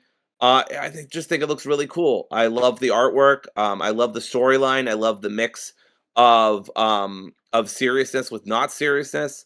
So yeah, it says one of the reviews says straightforward mechanics and gameplay. So that was my main concern. But yeah, I just think it's a cool premise and cool looking game. So Big the fan. next game I actually talked about before. It's called Truth Scrapper. So I won't go too much into this, although it has been a little bit since we've talked about Truth Scrapper. You have a case to solve. Again, everybody, hold your breath. You have a case to solve. Your memories reset each day, so it's like 51st Dates, but without Adam Sandler. Anyway, and two mysterious guides are vying for your attention, if you will. who will you decide to remember and who will you decide to push aside? This is from Insert Disc 5, the same people who did In Stars in Time, which I still have to play, has overwhelmingly positive based on over 7,000 reviews. Um, but yeah, this is, I mean, I just love this art style so much. It's got big queer vibes. I love that. It's got such a cute just tone and art style. Have I mentioned the fucking art style? There's a demo out right now. Um, the about page says that deep within a mysterious sinkhole known as the Dwell, people have been attacked and have lost all sense of will. Members of the True Scrapper Guild, just like you. Uh, as the cute and silly Saucet, you've been sent to investigate what happened to your fellow guildsfolk, which would be a big task, even if your memories didn't reset at the end of each day. But thanks to your very special magic book, you can choose a few things to remember every day. So I won't go into the whole thing, but it just looks really cool. It's a new narrative game, and there's toxic lesbians question mark, but they're probably nice. So yeah, it's just a really cool time. I really want to play In Stars in Time. I just haven't gotten around to it. That 20-hour on how long to beat has kind of been pushing me back from playing it. But yeah. All right, in the last game. And the last game is Detective Turner. If looks could kill, if my list could kill, there would be a murder investigation about it. But yeah, this is from the dev Risker, a text-driven noir murder I mystery. think it's Again, Riker. oh, Riker. Yeah, that makes more sense. Where you literally read the room, search for clues in the text, photograph evidence, and interrogate suspects to solve the murder of fashion icon Margot Voss. This is super cool. Basically, it's literally noir. It's all black and white, but there are some colors. And when you click on certain text, it takes you to like what's relevant. So, like for example, like there's text where it's like decanter, and if you click on the word decanter, it'll take you to the decanter. And then like on the floor it says the room is quiet, her body lies on the floor, a door leads to the atelier, and if you click on atelier it'll move you to the motherfucking atelier. I know that sounds so basic, but I don't think I've ever seen this in a game. It really struck me. So I just think it looks really fucking awesome. Obviously the colors super pop when there's only black and white for the most part. You got to show off your photographs and stuff like that. um yeah. Uh, Interaction is text based, uncover hidden clues, capture evidence with your Polaroid camera. That's the other thing. This detective's like super into like physical media. So everything he does is with physical stuff, except for his smartphone, of course. So yeah, I just think it looks awesome. Seb, I've been yapping enough. Do you want to talk about your next game? Yeah, so the next game that we both have in common actually is Shelf Life Art School Detective. What a surprise. Dory has a detective game on her list. What? So What? it's a mystery adventure featuring a cast of romanceable weirdos. Befriend and investigate 9 potential suspects. Use psychic powers to astral project into the art world and discover secrets. Unmask the mysterious art killer that's terrorizing your campus. It's a dating sim game. It's also a detective mystery. It's an adventure game and it's story driven. Well, what stood out to me is the art style. First of all, Yes. I really like how the characters are designed and look like they're hand drawn and everything like that. I also like the mix of 2D and 3D. That stood out to me as well.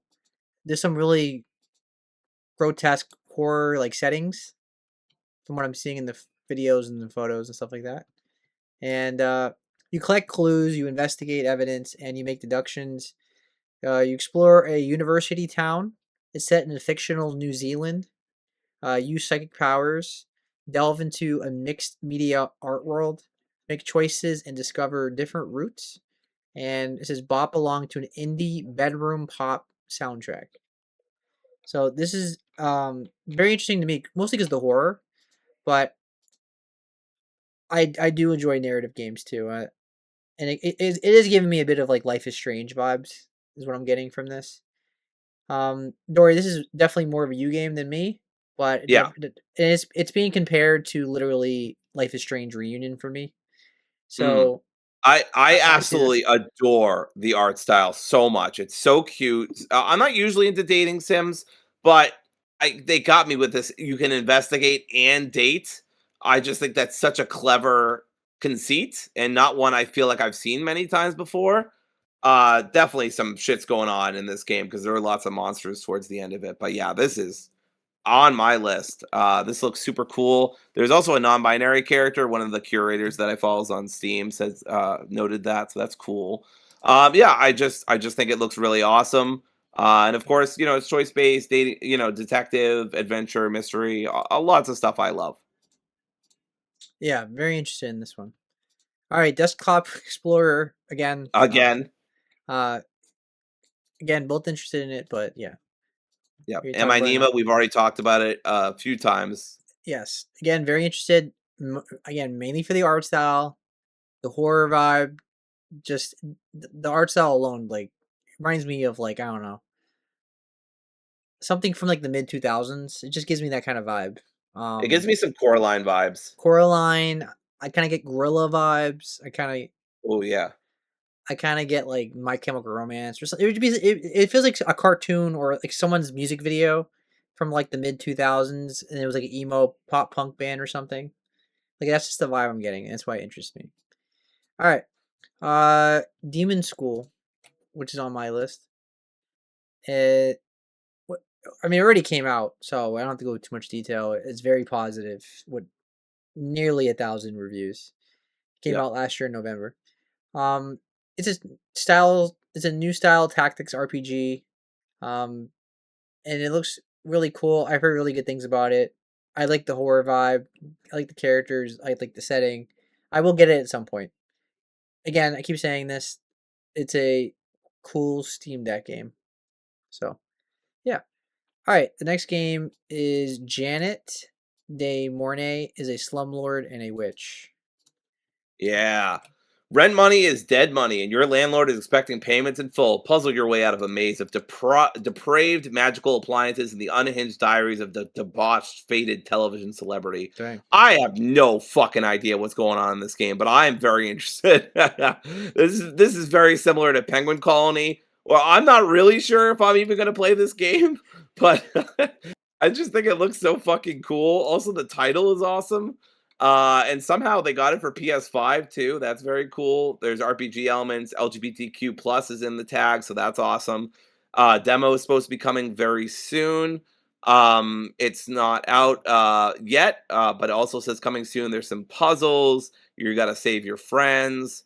Yeah, it's very inspired by Beetlejuice and Poltergeist via the Real Housewives of Sydney. So, oh my god, it's got stop motion horror and Junji Ito if he got into it really got into paper mache.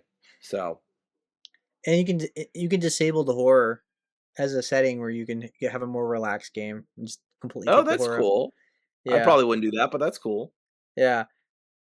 I don't know what to make of this game. I'm just interested in the art style because like the stop motion stood out to me, and I like survival horror. It's inspired by old school Resident Evil.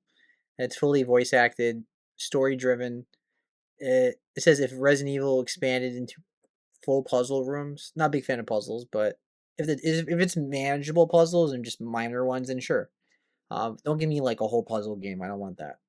Um, it says no combat, but plenty of mold spraying, and it's 5 hours of playtime. I like when games. I like when the Steam page tells you how long the game is. Yes, I love that. Yeah, keep doing that, people. So very interested. Not like hyped for it. Very curious than anything from this game. Yeah. All right, and then the last game, The Dory. Telwinium. Yeah, This is a 90s fantasy adventure epic from the creator of The Drifter. That's why I'm interested. I right, love The Drifter. right. I thought that was a really cool point and click game, really great game. Some of the puzzles towards the end I struggled with and needed a guide for, but generally I had a great time with The Drifter. I think it was in my honorable mentions last year, Yeah, or whenever it came out. But yeah, developed by Dave yeah, Lloyd. last It's year. yeah, it is a throwback N- Yeah, last year. to the 90s point and click games, as I said. Yes. Um, I didn't really grow up playing those, so I don't have that nostalgia, like, concretely, but visually, yeah, I definitely get big nostalgic vibes. He says he's going to be releasing it in 5 episodes and then bundle it all together, I think, or something like that. I would just wait Um, then, personally. yeah, so I'm just gonna wait until he completely plus I wanna wait for reviews anyway. But it does say, that it's a warm blanket of nostalgia, all those lovely cliche fantasy tropes, streamlined 90s point and clicking, you won't find soft locks or unfair deaths, but you will need to look carefully at your surroundings, I'm fine with that. I mean, I'll probably miss something, but yeah. You can build yourself a skeleton army. It says there's no moon logic. I remember him saying that too in the interview. So yeah, I'm really looking forward to it. Again, I love the Drifter. Go check out the Drifter if you are craving those old school LucasArts point and click games. Yeah, which I grew up with, but I grew up more with the 3D ones. This is before me kind of game. Yeah, yeah, it's kind of before me too. I didn't really start playing until I don't know. My grandmother had a Mac in the '90s. I think that's when I first started, or maybe the Genesis. I'm not sure. The art style is a little too old for me personally. Yeah, It's a little too old for me. This appeals to like if you're in your 40s or something, but yeah, it's still cool. I mean, I appreciate it. It's probably a game that I would wait for you to buy if you were interested in it, and then I would try it. But yep. not really for me. I mean, I do have it on my list, but it's more of an interested than something I'll probably get. Just because of the drifter, really, honestly. Yeah.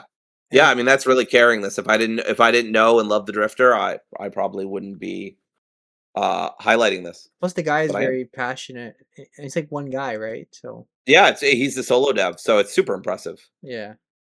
All right. So overall, the story rich showcase was very good. Had a lot of games, Yes. especially more so for Dory, but I did have a lot of games too. So Yeah, we had a lot of commonality, but yeah, obviously I had a slate of games that were specifically from me, so I'm happy about.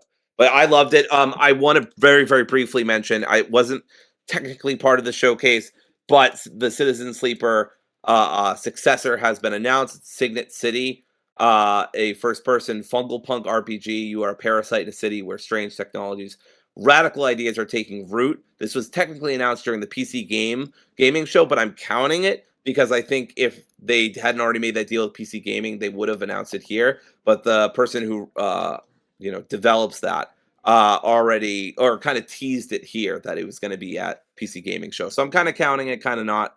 But I'm very excited. Obviously, immediately I wish listed it. So we don't need to get into it, but I just wanted to mention that it happened. yeah.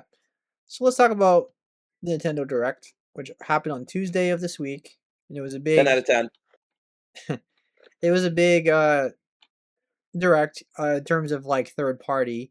If you're on a Switch 2 and you're only a Switch 2 gamer and you've never played any of these games before, this was like an incredible Nintendo Direct. If you're somebody like me that's played 80% of the games shown because I already have it on PC or PlayStation or and I played them, this showcase wasn't the greatest for me, but there was still a good amount of games that interest me because I only play This exclusives on Switch 2. Yeah. This was a nothing showcase for me except for the last 10 minutes of this goddamn showcase. If it wasn't for the last I was ready. Seb, I was ready to tear apart this showcase for being absolutely nothing but remakes, remasters, and relaunches of franchises. Imports, yeah. And then the imports. And especially the ports. And then those last 10 minutes happened, and now I have to call it the best fucking showcase of all time. I'm very upset about it. God damn you, Nintendo. I take back all my criticisms. Please send your lawyers after however many innocent people you need to. I'm on board. Even Anyway, even then, with the last two things shown, I still have problems with the two things shown, and I'll get into why. Not because of the game themselves, oh yeah, for sure. but In, what they in, in showed. in all reality, I do too. I just, Yeah, yeah. we'll get into it. All right, we're not gonna talk about every game, obviously. So I'm gonna talk about my list is very first party heavy, to be honest with you. So if you're like expecting us to talk about like Devil May Cry 5 or something like that coming to No. Switch 2, like I already beat it. Why? I beat Why it would like we? 5 I beat it. times, like Yep. in the last. I'm playing it I've again. beaten it at least twice. I'll play it again on Steam because I never played it on Steam. I only played it on like consoles, but yeah, um, that's good for everybody, but not for us. First one I want to talk about is Orbitals. We already knew about this game. It's co-op, asymmetric game. It has local or online split screen. It looks great. I mean, you play as Maki or and Omura. Probably Maki. Yeah, and you go on like this whole like it takes two kind of adventure. But the only problem with this game is that it's exclusive to Switch 2, and if you don't have friends to play it with, you're probably not gonna be able to play it. This began a long trend in the showcase of games that I think look really cool, but are Switch 2 exclusive. I understand why, because Nintendo wants to sell their console, and I respect that on a business level. But on a personal level, it's really shitty because I'm never buying a Switch 2 probably. And I barely Kim and I don't even use the Switch 1. So why would I? So yeah, it's going to begin the trend of games here that I'm interested in, but are Switch 2 exclusives, and so I can't buy them. So thanks, Nintendo. And then the rest of the showcase mostly was, like Seb already said, Devil May Cry, ports, games that I don't care about. So again, we'll get to it. Eventually, there are games that I'm interested in and that Seb is also interested in, but it's going to take a while. So Seb's going to have the reins for a while. But yeah, the game looks fucking awesome. If only it wasn't a Switch 2 exclusive. Right. All right. So I really like that Nintendo is pushing Fire Emblem, which Yeah. tends to be underrated in the grand scheme of franchises for Nintendo, but it's probably more popular than it's ever been. And we got to see Fortune's Weave, which fully expected, by the way. I mean, it's one of their marquee games of the year. Look, I'm very excited for this game because I really love Three Houses. That was top 5 best Switch 1 games. And this game looks more like the same. It has the same quality, the same turn-based combat, the permadeath, the hero abilities, the tactical strategy, gameplay. It has all the elements of what makes Fire Emblem so good. It has a whole world to explore and characters you're gonna fall in love with if it does it correctly, just like the other Fire Emblem games. So when your character dies and he gets permadeath, it's a big deal because you can turn it off. You don't have to play with permadeath, but it's a big deal because you get attached to that character and now they're permanently dead in your game. And and if it's anything like the other Fire Emblem game, that was my first Fire Emblem game I ever played. Um, your narrative changes depending on your decisions and things like that. So it's a really cool. I'm very very interested in this game. It showed very well. My only problem with this game is the release date. Orbitals comes out September 3rd, which is already a bad date. This comes out September 17th. Why? It's just too close to Why? everything. It's a and one, I forget which game. Seb, remind me if you can remember, but one of the games has already moved into October. I can't remember which were the September games, but one of the many September games has shifted into October, which I The said was the Samurai game, smarter play. Project Zero, the Samurai one. Yeah, okay. Well, the Samurai one doesn't really narrow it down, but No, it's fine. I'll um look it up. I have it. I have okay. a list of Go, games. yeah, go look it up. But yeah, it's nuts. This is ridiculous. Fire Emblem, Phantom another Blade Zero. Phantom Blade Zero. Fated Blade Zero, that's right. Wow, I should have known that. But yeah, I have never really gotten into Fire Emblem, but geez, putting that in September as well, the long-awaited continuation of Fire Emblem, or whatever continuation of the franchise, after Four Houses was such a massive success. Yeah, I don't know what we're doing here, but Well, Nintendo is going to Nintendo. I'm surprised it wasn't announced for fucking November 16th or whatever the hell. well, So well for yeah, I'm still excited for Ocarina of Time to be announced for November 16th. That would be so amazing. Please do that. That'd be so well funny. for I mean, right off the bat, Orbitals comes out the same exact day as Blood of Dawnwalker, which I'm very interested in because it has Witcher vibes and everything like that. So that game is really good. I'm not gonna play Orbitals over that. Yeah. And first of all, I gotta find another person to play it with, so I might even be able to play it. But we'll get into that. But I mean, we'll see. But and then Marvel's Wolverine comes out the 15th, and then 2 days later, you have 3 games come out on the 17th alone. You have Trails in the Sky second chapter, the Which I'm new there. Day one. the new Warhammer 40,000 game, which people are very excited about on if you're a RTS fan, and God, then I'm not there day one because I'll have to be Wolverine before I start Trails. yeah, Fucking and hell. then Fire Emblem. That's all the same day, and the Why? next day after that, Dory, if you were interested, is Paperhead as well, the shooter game, That's right. and then a week later is Valor Mortis? Well, the Valor Mortis moved to October now. I gotta change that. But Yeah, that's right. They're the ones that moved. That's the one I was both of thinking of. them, I knew about Phantom Blade. both of them moved. Yeah. Both of them Um, moved. Yeah. Control Resonant, Silent Hill, and Onimusha, and then Minecraft Dungeons too. All those come out the weeks Fucking after hell, that. So, man. What so is going on? Fire Emblem might have to wait for me. 'Cause I'll be playing Wolverine at this time. I think there's no way I'm gonna beat. Yeah. I don't want to beat Wolverine in 2 days. That means that would require me to play that game for like 12 No, hours or I something. wouldn't want I to. don't want to Maybe rush. over the course of a weekend, aka Friday, Saturday, Sunday. But Yeah, even then, that's a maybe. and this is during school, so it's not like I have summer free time Yeah. either. So yeah, Fire Emblem might have to. I will get it at some point this year for sure. Definitely by our top 10 list, I would assume.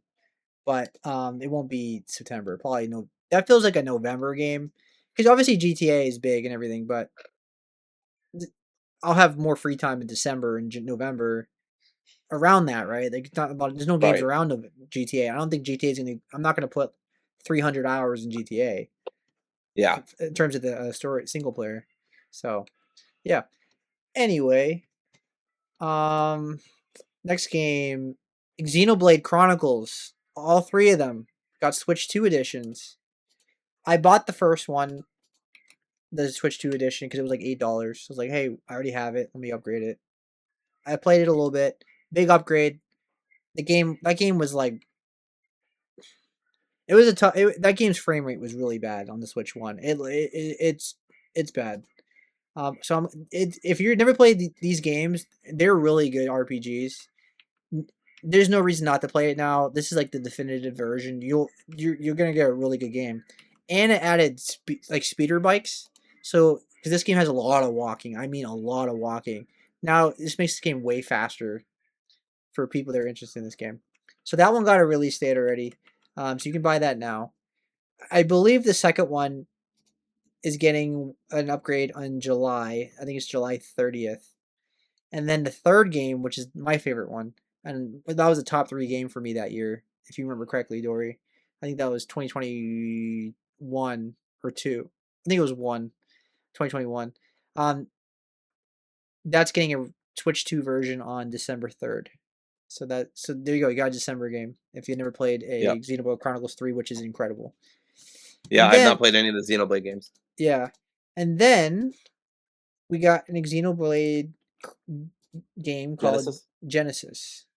So this is a new game coming out in 2027.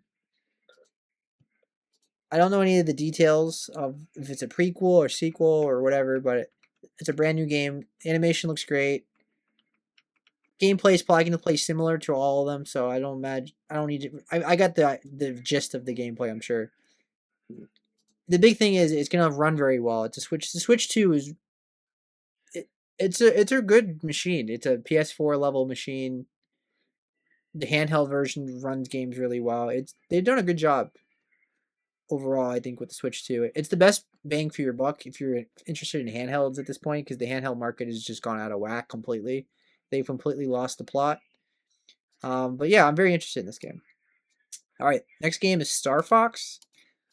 I don't need to go in detail. I'm day one. Enough said. It's my biggest game of June. I'm very excited for Star Fox remake of 64. We talked about this in detail when they revealed it, so we don't have to talk about it anymore. All right, Duskbloods is one of the games where I had some issues with, not because it looks bad or anything. It's because this is one of the trailers where they showed absolutely nothing, and I don't know how to feel about it because it's like, okay, that's it. Can I see some gameplay? Like this could have been an email. It's wild because their first trailer was also no gameplay. So like, what is going on? I mean, and all the comments on YouTube sum up my feelings about this game. It There was more footage of Switch sports than this game. This is the next From Software game from Miyazaki, and we don't know anything about it. All I'm getting from this game is massive Bloodborne vibes, and that's it. Dark Souls, Bloodborne, whatever. Dark fantasy, very gothic, and that's it. I mean, can we show something, please? I mean, are we? is this game far away? It says it's coming out this year, or at least no, it's getting a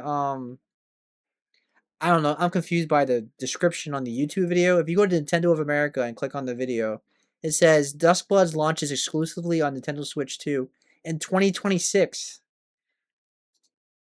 I don't remember the trailer saying that. I don't either. It's all it says on the trailer is closed network test summer 2026. Okay. But this game's coming out this year? Okay, I'll believe it when I see it. Yeah, big Fable vibes. Now, can you imagine if they put this game in November? Like God, please. like From Software I, I, has the balls to challenge Barbie GTA. and Godzilla are already doing the Lord's work, but I need somebody to back up Barbie and Godzilla against GTA. Okay, From I need Software them to takes have on reinforcements. From Software takes Yes. on Oh my Rockstar. God, please. Two companies, respectfully, November 19th. that I do not give a shit about making games that I never care about. Respectfully, again, less respectfully for Rockstar, given all their anti-union stuff. But anyway, fighting each other. Well, please, I have no dog at all in that fight. And yeah, it would be amazing for me personally. Yeah. All right. The next game, Splatoon Raiders, which I'm very interested in. I've talked about this game before. Comes out next month in July 23rd. It feels like a summer game. It just has that vibe to it. It has a nice summer vibe. Yeah, I mean, Um, they're squids, right? So Squids, yeah, ocean, water, water everywhere. ocean. Yeah. The gameplay looks really fun. The upgrades look really fun. The gameplay just looks like fun.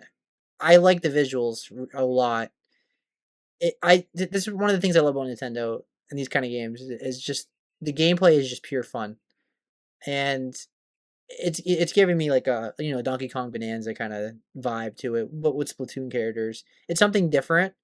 The concept of just like shooting shooting all the slime everywhere and all that, the ink, whatever it's called, um, and then like be able to climb up a wall using the ink, is cool. So I'm very very interested in this game. Um, so this is what this they showed this at the treehouse, and we got to see full gameplay of it and everything like that, which they did for Star Fox too, by the way. But I mean, we all know what Star Fox is going to play like. Um, I was not impressed by the mouse controls in that game, by the way. Because you turn the Joy Cons to a mouse. That Right. person kept crashing. I don't know if they're just bad at the game, but they kept crashing, and it just didn't play well on the treehouse. This game though, um, I was really into this game. So, all right, All right, final. I'll tackle the next one, if Go not the ahead. next two, Go ahead. depending on how you feel, but to give you a break. Yeah, go ahead. The next one is actually a game that I'm interested in. My God, Nintendo, you can do it. From the people who brought you Square announced absolutely fuck all. Comes Square announces fucking everything. Not really, but at least one thing. So Final Fantasy Resonance. This was a nice surprise. I don't think we knew about this, or at least I didn't. No, we It's nope. Final Fantasy going back to its old school pixel art. Obviously, they're very much going for that Octopath kind of vibe, right? A kind of revival of those old school JRPGs, but this time with the Final Mhm. Fantasy header, plus a lot of familiar faces from other Final Fantasy franchises are going to be showing up. I don't know if this is going to be for me. I don't see why it wouldn't. But so I'm very excited. It's only $50, which I think is a great price for it. Beautiful pixel graphics. It's got a 2.5D perspective. Obviously, big time RPG, turn-based combat. There's weaknesses. Cinematic pixel art. Final Fantasy Legends are going to show up. Hours of side content. I'm very interested. So, Seb, how this land with you? This game looks awesome. I wish listed this on Steam, which is Yep. where I'm going to be playing it. Um, Yep. it looks awesome. It looks like Octopath with Final Fantasy characters. I mean, Octopath not just because of the HD, the 2D and 3D mix and all that kind of style, but also because like all the characters on screen like that. Because Octopath you can have like 8 characters on screen fighting a boss or something like that. So, um, this game looks awesome. First of all, I love the cover art. The cover art is got to be a reference to Final Fantasy VI. Like it's almost exactly like the Final Fantasy VI cover. Um, but it looks fantastic. I mean, I'm a sucker for these 2D, 3D mixed games. Yeah. And it comes out in October 22nd. And Somehow better to come out in late October than it is to come out anywhere in September at this point. yeah, it's not near anything. Castlevania comes out Yeah. before it, a week before it, and then Phantom Blade Zero comes out a week after it.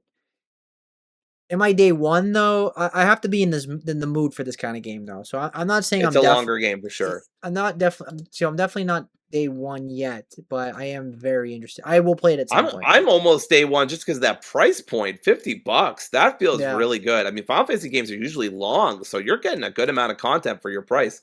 I don't know if their Square was like, oh my god, we got to go retro, go back to pixel art, and they're like, what if we make the prices retro too? Anyway, yeah, they decided to go full in on that retro deal. But this looks great. I'm very interested. I wish listed it. Right. So what we've seen from Nintendo in the last couple years now, I think, is their partnership with Square Enix is stronger than it's ever been. Yes. Because I feel like at this point, you should expect to see Kingdom Hearts 4 at Nintendo showcases because Square Enix has the power has no like Nintendo has the power to have Kingdom Hearts 4 now like running on it, and Square Enix loves putting their games on Nintendo platforms, revealing it on Nintendo platforms. Like we Yes. got the Elliot game, Yep. Octopath games. We've Yep. gotten any Residents. Bravely Default, Yep. Resonance, like so on and so forth. All of these franchises have been shown at the Nintendo Directs, and now that Kingdom Hearts 4 has been revealed at Nintendo, Re-revealed. like I mean like revealed to be a Switch 2 game rather. Sure, sure. It well and reshown for the first time in years at a Nintendo show means it's realistic to expect to see it new stuff now at any Nintendo Direct, which is going to happen every Nintendo Direct now. People are going to be expecting something new from Kingdom Hearts 4. It's going to have that expectation, Yep. and so you, all their games are now native on the Switch. In fact, you have you have access to more Kingdom Hearts games on Nintendo than you do PC because Melody of Memories is still not on PC yet. So technically, um, It's wild. if you're on console, you have more access to Kingdom Hearts than you do on PC. Correct. So, Yeah. So go ahead, Dory. I was watching the showcase. I had it in the background over there. My TV's other side. My TV's right there. I'm Yep. right here. I'm looking at the computer screen, and the Nintendo announcer, the whitest guy ever, was like, "Get ready to fight the forces of light and darkness." And I was like, "Yeah, like Kingdom Hearts." And I look over, and I'm like, "What the fuck? It's Kingdom Hearts!" And so I'm locked in. And I'm like, okay, all right. And so they're just announcing that finally people can get off the cloud versions. People don't have to rely on those crappy, unstable cloud versions, which they could have done years ago, but for some fucking reason they didn't. Anyway, now they have Kingdom Hearts Collection 1 and 3, which I'm just going to very briefly say they use stupid AI generated art. It looks fucking terrible. It looks really cute from a distance and really good in a quick showcase, but if you actually get up close to it and look at the cover, it looks atrocious. So many thumbs are bent in the wrong way, and Goofy looks all wrong, and Donald's leg is having a conniption. It's bad. Anyway, shame on you, Square, for doing that. But I was freaking out because I was like, okay, this is cool. Kingdom Hearts news on Nintendo Showcase. Didn't expect that. And then it was over. I was like, all right, whatever. And I'm still looking at the TV. I'm not expecting anything. And the TV goes black. And I'm like, what's going on? Why is the TV going? And then like fucking Ava, it's pretty much Ava, comes out of nowhere, starts narrating. I wanted at some point to just be able to recite word for word what she says in Japanese, but I cannot. But I heard it so many times because I watched so many reaction videos and watched the trailer so many times. So I could kind of say the first word, but um I just immediately start screaming at the top of my lungs, what the fuck? What the fuck? Nobody expected, I don't care what anyone says about Nintendo and Square's relationship, nobody expected a new Kingdom Hearts 4 trailer at a fucking Nintendo Direct. And if you say you are, I'm sorry, I don't believe you. I would never in a million years have expected, especially because Final Fantasy VII Revelations was just shown. It hasn't released, not anywhere close. There's other Square stuff going on. it just seemed like the dream was dead. When I was doing that stupid bullshit desert hypothetical at the beginning of the episode that I worked really hard on, I'm very proud of.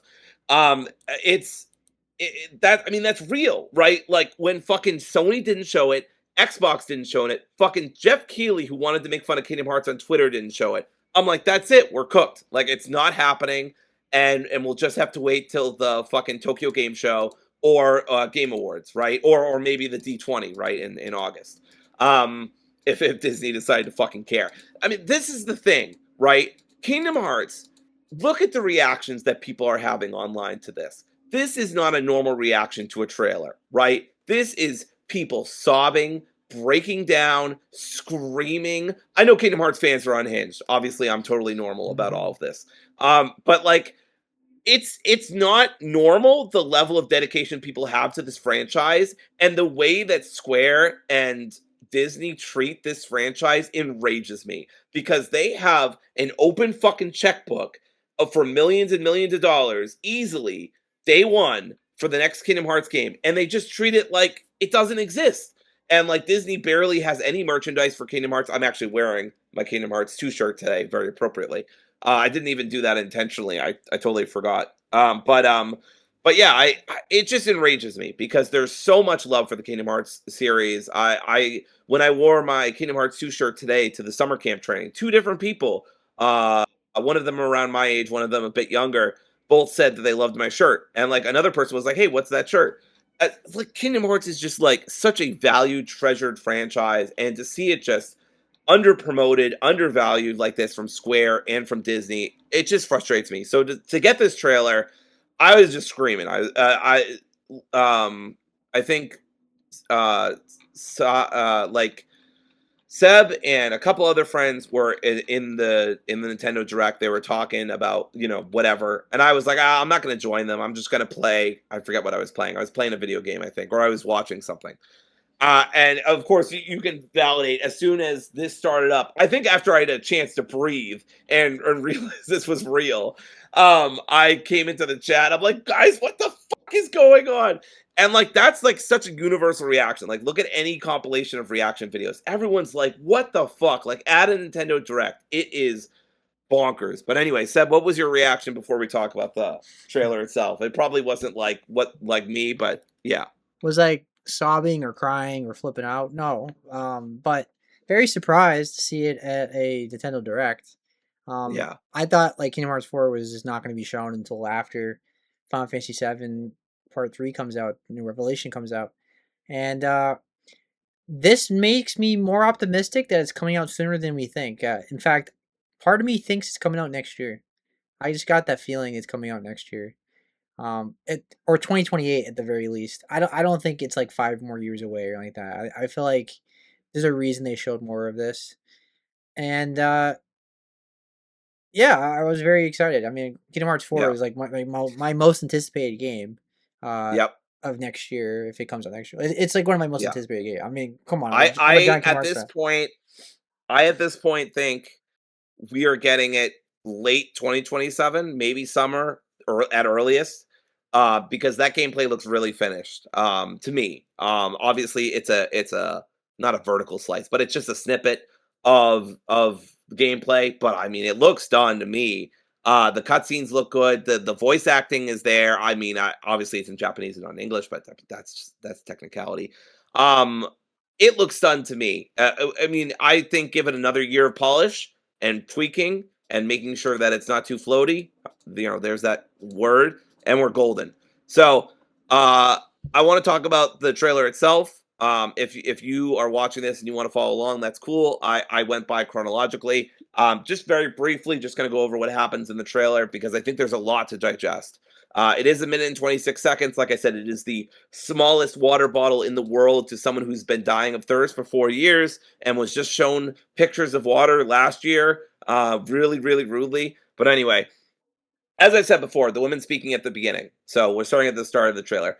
She is likely Ava, one of the characters from Kingdom Hearts Key movie that you can see in 2.8. She's a Keyblade master as well as a foreteller. You know that it's Ava because she was one of the foretellers not in the secret cutscene at the end of Kingdom Hearts 3. She knows about Quadratum, which is mentioned in Union Cross, I believe. And the basic fact is that's her Japanese VA, right? So that's her voice actress.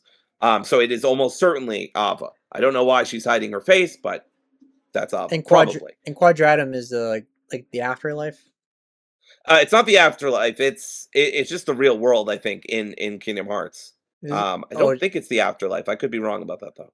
well, because Sora. Well, I don't want to spoil the Kingdom Hearts Yeah, 3, but it, Sora uses like the ability and then basically dies. So I thought yeah, like it more or was like less that. because he goes through. Let's see. It's a world.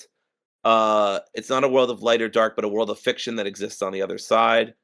Or is it like someone's fantasy world that they created or something? Infer Ansem the Wise inferred that it's an unreal universe, haha, a world of fiction beyond their comprehension. Okay. Uh, So it's unclear right now. But yeah, either so it's unclear.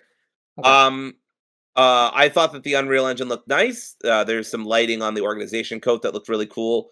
Yeah. We see at the beginning, towards the beginning of the trailers, that this is we're going to be fighting a new type of dark side. This is probably the opening of Kingdom Hearts 4, if I would have to guess, or very early on. Dark side has always been the tutorial boss, except for Kingdom Hearts 2, ironically, which is Twilight Thorn. But I mean, it's just a nobody version of Dark Side. Um, Ava is saying that the concepts of darkness did not exist until they came into this world. That theme was already explored in the mobile games previously, but has now been confirmed. So, light and darkness, shadow and keyblades, and all this bullshit did not exist in this fictional world, this unreal world, until Sora. Somebody said in the comments in the gamers joint, but fucking Sora reverse isekai'd and brought all of his monsters with him. So thanks, Sora. But yeah, it's basically a reverse isekai. So Sora is still using the Keyblade chain. He was using the first demo to move around more quickly. You can kind of see him jump up to get to the dark side esque creature. The girl with the red hair is Strelitzia or Streliza, depending on how you want to pronounce that. She notably is the sister of Marluxia. She's already a big focus of Union Cross, one of the mobile games. I don't know a ton about her, but I know she's very important. The man in purple is not completely confirmed, but is likely Sigurd, who shows up at the end of Union Cross. His hair is very similar. Sigurd is originally from Scala Adkylum, which is a mysterious location we only briefly learned about in Kingdom Hearts 3, so I presume he's there to kind of fill out that lore. The next character with the mask on is also unconfirmed, but probably one of the upperclassmen from Kingdom Hearts Dark Road, which I believe is canceled. So I think it's from some of the concept art. Um, Due to their similar eye color, overall design, and mask. After that, it's pretty obvious who that is. That's Luxord. Uh, there's some debate about how to pronounce it, but I say Luxord like luck. From Kingdom Hearts 2 and 3. He is notably one of the few organization members we do not have his backstory on. We don't know a lot about Luxord's origin or where he comes from, so I presume this game is going to focus on that. Same with Demix. Um, the organization coat with the black feathers came down. I got really excited. I thought this was Sephiroth or some bullshit, but it's probably just Master of Masters, given the symbolism behind black feathers being a rebirth and a new beginning. But we'll see. That has the least amount of clues behind it, of course, because there's no voiceover to go with. The next part of the trailer has Donald and Goofy briefly circled by blue flames. That, of course, is going to be Hades, because, like Seb already talked about, um, Sora's kind of dead, kind of? Question mark. So they're using Hades to talk to the dead, because obviously he's Lord of the Underworld, and it's already been revealed in Union Cross that, and by the way, I know all this stuff because I looked it up, not because I played Union Cross. Um, but Hades has the ability to speak with the dead and have others speak with the dead. Because again, duh, he's and Nomura just loves Olympus Coliseum. He'll go back to Olympus every single game if he can. He also loves working with James Woods, and James Woods, when he's not busy being an asshole online, loves being Hades. He already So good for him, I guess. he already confirmed that he's doing Yeah, lines and everything like that for it. for sure. So definitely him. Um, Up next is is young Xehanort. I don't know why, but they've brought Xehanort back. I am sure this pisses some people off, but I think on the good side, it's young Xehanort specifically, who we don't know a ton about. Even though he was one of the main focuses of Kingdom Hearts 3, we still don't know a lot about him. And also, with him having that umbrella and holding it over Sora, I think it's implied that he's now an ally of Sora's. So it's not like he's going to be the villain. He's not Nording people again or whatever. So I think it'll be a fresh take on a Xehanort type character. Well, yeah, But I don't think they're bringing old man's Nort back. I think it's just young Xehanort, right. but we'll see. This is why I was thinking it was like an afterlife kind of thing because like Luxord, um, like that was his nobody. What's his real name? Like it was his human form. Like Yeah, we don't know. we don't That he's know. the one Did he character we die? don't know a lot about. Maybe so. Like his human form came back and is dead or something. I don't know. And like, Yeah. is Sora gonna like meet a young Xehanort in like a afterlife kind of setting? Like that's why I was thinking afterlife. Like So somebody said in one of the comments of the video analysis videos I was watching that Xehanort had like a backup plan. He said like 14 of his this is such bullshit. He sent like 14, and I love Kingdom Hearts when I'm saying that, but he sent like 14 of his nobodies or some bullshit to different timelines. So the thought is that maybe this is one of the remaining Xehanorts, the backup plan, the young Xehanort backup plan. But we don't know. We don't know for sure. You could be totally right. I could be totally wrong. I don't fucking know. well, even even Um, even then, Xehanort is like not only good at the end, but he dies like peacefully. Like he kind of like Yeah. It's I mean, I wouldn't say it's a full redemption, but yeah, you get what it's I'm a kind saying. of, I've It's made not peace with like it. yeah, it's not just like Yeah. Sora kills him and it's like oh I killed the bad guy. Like he actually like he finds peace with his buddy and then that's it ends Yeah. on a And positive it's with note. his yeah. Well, like so like I would assume that like they're not gonna go for another evil direction for Xehanort No. again. I I That would and I make any think especially sense. with the umbrella over Sora guarding him from the rain. I wouldn't be surprised. I've heard speculation that Strelitzia or Streliza and young Xehanort and Sora are going to be the new trio in this game, and maybe the new party, but we don't know. We That make simply don't know. that makes sense to me, especially since like Yeah. Donald and Goofy are looking for Sora. So Yes, they're totally doing their own side adventure. So, yeah, so um I think Xehanort's gonna be like an ally at the very least. That yes. was my first assumption. He's gonna be an ally, and that's gonna like Yeah. twist the story because Xehanort's been the bad guy since day one in Yes. Kingdom For Hearts. sure. It literally is the Xehanort saga up until then. Yeah, so making him like a good Um, guy makes sense. My only concern for this specific trailer and like the story is I didn't play the mobile games. Most people yep. didn't, and Nope. you got to make the lore more understandable because you can't tie everything to mobile games that nobody played, except for people in Yeah. Japan and certain specific I audience. I totally agree with you. I mean, Nomura's not going to give a shit about that. I'm pretty sure, but I do agree with you. I totally I know what you're saying, and I think it's true. I would love if they did a Kingdom Hearts esque the story so far, which they did in Kingdom Hearts 3. I'm not saying that fixes everything, but at least it helps. Yeah, But yeah, I don't like the mobile tying it. The mobile games are dead. I mean, Union Cross is dead. Dark Road was canceled, or Missing Link was canceled, and Dark Road I think was finished, or I don't remember. Even I don't know. Even I don't fucking know. especially So yeah, what is the average person gonna know? They're e- not gonna know everything, especially when anything. Kingdom Hearts is probably more popular than it's ever been. I mean, this has Yeah, more mainstream eyes on it than ever, so yeah, you got to make it more streamlined. I know yeah. Kingdom Hearts I is totally agree. notorious for that, being complicated. But if you play the series in chronological order, you should understand most of it. I think it's not that complicated.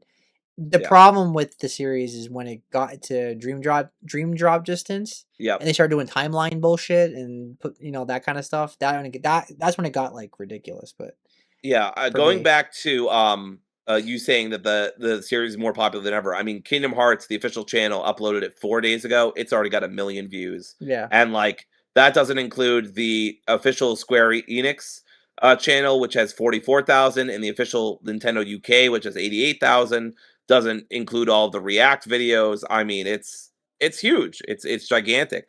all right. So Um, let's get into some but yeah, I gameplay want to now. get into the combat. Yeah, Um, so Kingdom Hearts 4 has this new thing called the build system. This was teased before in the 2020 trailer or 2021 trailer through the Japanese. We could translate it loosely to build system. Um, each Keyblade seems to have its own special ability, so kind of like the command deck from Birth by Sleep, which I loved. But each Keyblade has its own specific special abilities. The build gauge increases by doing damage to enemies, of course. Using your abilities will then decrease some of that gauge, and each Keyblade seems to have differing background menu too, similar to other Kingdom Hearts games. Um, Sora is using an elemental keyblade here, which utilizes both water and fire, so it's not Axel's. I think it's either, and I got this from the gamers joint, the gaming joint, a gamers joint. It's more likely either the Pixar movie Elemental or Moana. And I say that because the main characters of Elemental are fire and water, and the main protagonist and antagonist, well, not protagonist and antagonist, the main antagonist of Moana is fire, and of course Moana is herself is surrounded by water, right? So I could see either of those. Elemental seems less of a stretch, so maybe it's that, but we don't know. Uh, Um, Moana Go ahead. seems very, very likely. I'd be shocked if Moana's not in this game. Moana is like one of Yeah, the biggest modern Disney properties. I think it's almost a guarantee that Moana's going to be in the game. Honestly, yeah. Well, if it is Moana, you're welcome. So I think it's really cool. Sora can skate on his Keyblade to chain combos, which might remind us of a specific bad guy from Kingdom Hearts 3. We'll talk about that in a second. Then he switches to the Kingdom Key, the regular Keyblade you always start the game with. However, Sora seems to have a special attack that can pierce the guard. You notice in the trailer, and it might be for demonstration purposes, we don't know, but there is a guy with a shield, and Sora just fucking goes right through it. I don't really know what's going on there, but if you look carefully, he's just piercing their guard effortlessly. So I don't know if that's because it's a elemental Keyblade or it's just for demo purposes, or I don't know. But it's notable. Um, and then he has an attack that shoots out keys similar to the dual wielding Keyblade. I was lazy. I forgot to look it up. That you get in KH3. You can then skate on the keys you fire out to follow the enemies and do more damage, which is fucking sick. Sora then rides around a stack of keys, sort of reminiscent of Vanitas from Kingdom Hearts 3, if you fought him in his boss fight or his data fight. So it seems like he's picking that up from Roxas, I would, or not Roxas, Vanitas, I would, Ventus and Vanitas, I would presume. Ventus, yeah. Yeah. And then interestingly, not everyone picked up on this, but I kind of did. Sora uses barrier guard at the end of the trailer, which is new. And that's something that Aqua could always do. So I don't know if he learned from Aqua or what's going on there, because he did try to cure her heart in Kingdom Hearts 3. So maybe he picked up some of her abilities from fighting her. I don't know. But he uses barrier guard. It could be a form change. I don't know. But it was interesting and obviously would make guard a lot more valuable because you can guard from Well, all angles. although one theory that kind of counters like an afterlife theory, Yeah. or not theory, one thing counters that afterlife theory is that he's visually getting older. So like he wouldn't be aging if he was in an afterlife, I would assume. So Right. I don't think it is the afterlife. I don't think they've ever said that. Like you said earlier, I think it's just unclear what's going I on think here. people were speculating that when the But first yeah. trailer was revealed 4 years ago. Yeah, I mean that makes sense. So he's kind of isekai and then you die and yeah. Yeah. Um it's coming to all platforms, which reconfirms Square's shift in strategy. I do want to talk overall about the combat. Feels like an evolution of KH3, which makes sense. Not a stark change or difference, which I think is fine. I think the KH3 combat was solid to begin with, but it definitely had some big issues. And they sorted out many of those issues. I'm not going to say all of those issues, but a lot of those issues for me personally, when the Remind DLC came out and they updated the attacks and got rid of the attraction flows. Notably, there are no attraction flows. There are Yeah. no commands like in the first game where you can like shift your Keyblade into a different form. There's no form changes. So I think Osaka team is trying to listen to feedback about KH3. I I don't think we're going to see any attraction rides at all. I didn't like that in Kingdom Hearts 3 with the roller coasters and what was it, Ferris wheel or whatever it was. I didn't like the all that stuff. It was just like it was too much, and you could just spam it, and then the game was like super easy. But yeah, I do enjoy like Kingdom Hearts 2 gameplay where like you hit like there's a really cool ability where you hit triangle and you do like a really cool scene where you run up a wall or something. I hope they keep stuff like that. That's one of the things that Yeah. makes Kingdom Hearts stand out is that those big action moments where you're running on walls and doing crazy flips and give me the special commands too though. I don't want that to be gone either. Yeah. Um and then last couple things I'll say are Mm. I think overall the graphics look good. Some of it looked a little off. I'm gonna attribute that to the fact that it was probably captured natively on Nintendo Switch 2, and B, the fact that we don't even have a release date. So I'm literally not gonna worry about what graphics and performance are like when we don't even know when the game's coming out. They probably at minimum have a year to tweak it. and work on it, so I'm not gonna stress it. So if anybody thought it looked weird, it doesn't really bother me because it's clearly something they're still working on. Um, and then they did have a release teaser in the press statement for Kingdom Hearts Collections 1 through 3, which said 2027. So again, I think late 2027 is possible. Early 2028, maybe if it gets delayed, like January, like Kingdom Hearts 3 was. That would be almost a 10-year difference. My God. But yeah, it's super exciting. Also, again, I just want to last time say fuck Square for using garbage AI gen for that 2D chibi art that I thought was very cute at first, but if you look closely, is horrifying. But yeah, this trailer was a banger. This was awesome. Many a Kingdom Hearts fan have already said this, but I will ape it. I will repeat it. We are so fucking back. I'm so excited. I had given up all hope that Kingdom Hearts 4 was going to be shown. This is a under 90-second trailer, right? And I feel like I have been fed for months, if not years, because of this. And I don't think we have years to go. We definitely have months, but I don't think we have years to go until Kingdom Hearts 4 comes out. So this has completely revitalized the fandom. Obviously, everybody and their grandmother has a, including Kyrie's grandmother, what has gotten out the analysis videos. And I mean, go check them out. I've already referenced the gaming joints analysis video. BizKit has one that's really good too. I'm there's a couple others that I have not watched, but there's so much. BioRoxys has one that's like 20 minutes. Just go check it out if you really want to catch up on the lore or understand what the fuck's going on. Those are good videos to start. Obviously, it might be a little overwhelming, but I think they're decent videos in of themselves. So go check them out. Support the cage tubers. It's just awesome. I'm just so excited. It made the whole Nintendo showcase worth it for me. It's super funny too. I'm obviously Seb might have other things to say, but this is probably the last thing I will say. Maybe I mean, it's Kingdom Hearts. I could talk all night, but when the next game came up, and it's a huge game, but in the context, every single Kingdom Hearts person who was reacting was like, "Oh, that's cool, but I don't give a shit. Go back to Kingdom Hearts."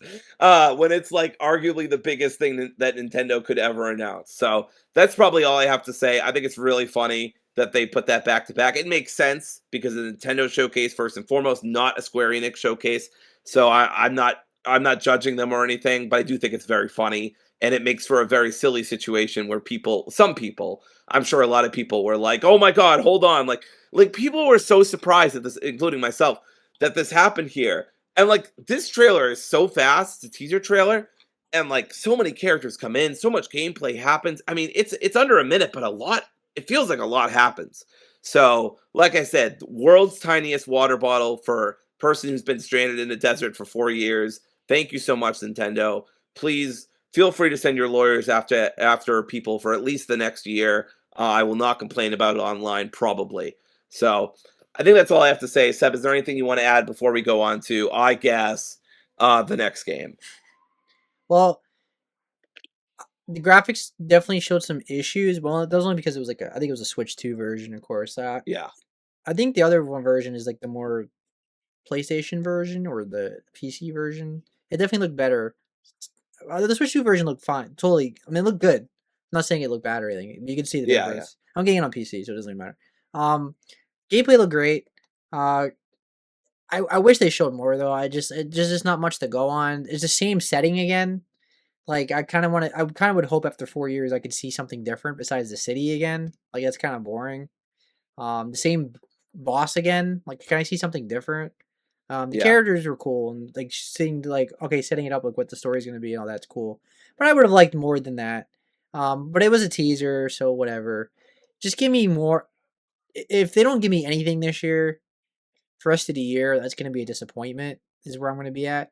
Like Tokyo Game Show, like show a little more or something. If your game's coming out like next year, can you give me something more? But yeah. yeah. I mean, what is there to say? I mean, Kingdom Hearts is like one of my favorite franchises. I've been a big fan since day one. I'm old enough to remember when they were teasing Kingdom Hearts on Disney Channel at like Yep, 2001. Oh, this new game coming out on using Final Fantasy characters and Disney characters combined. Da, da, da. Like I was like, oh my god, this is so cool, and I beat it when I was 9 years old in 2002. So Yeah. I mean, I'm a diehard Kingdom Hearts fan. I mean, what is there to say? I was beyond day one. I mean, I was guaranteed to buy this game no matter what. But, um, yeah, I just wish they showed more. With in terms of the arts for the cover for the the collection, I've heard mixed thoughts on this. I'm not sure if it's used AI or not. I've heard some people were saying no, he drew it himself, and then they use AI to fix it a bit. Or I think that's what they did. yeah, Because I'm not I sure. remember seeing some People kind were of photo from this from Nomura before, and then I think for some fucking reason, Nomura, by the way, who is a genuinely talented, this upsets me so much. Nomura is a genuinely talented character designer. That is why Square had him to begin with. He was the lead character designer for a lot of their major, most famous products. That's why he was put in charge of an entire franchise. Anyway, so I think that's probably right. They probably just put AI over his original 2D drawing, which is just disgusting and yeah. unnecessary, and just to me is a big slap in the face to Nomura. I'm sure Nomura probably doesn't feel that way, or even if he does, they have a very kind of senpai elderly system. Although Nomura himself is getting up there, but anyway, you get what I mean. He's probably Yeah. not going to say anything out of respect for Square. Yeah, I mean, I've some people say it's not made with AI. It just looks like it. I don't know. I've heard Yeah, mixed thoughts on it, but I kind of wanted it as a poster. Like that would have been a cool poster to have in my room. Anyway, yeah, so I was kind of if it is AI, I was kind of disappointed. yeah. Um, all right, so that's Kingdom Hearts 4. I mean, obviously big news, of course. But something that was even bigger news, which not news for me because I've been hearing about this for months. So I was expecting it. The Ocarina of Time Remake. So this one, this I want to say it overshadowed Kingdom Hearts 4. Of course, it didn't, but I know it got 2.2 million views on YouTube. Um, Zelda is a giant franchise. I mean, it's classic. It's as classic as you get. If there was one thing they could do to overshadow Kingdom Hearts 4, it was exactly this. So I mean, they made their Yeah, calculus correctly. this is the premiere game of the showcase, and not only that, but it's coming out this year.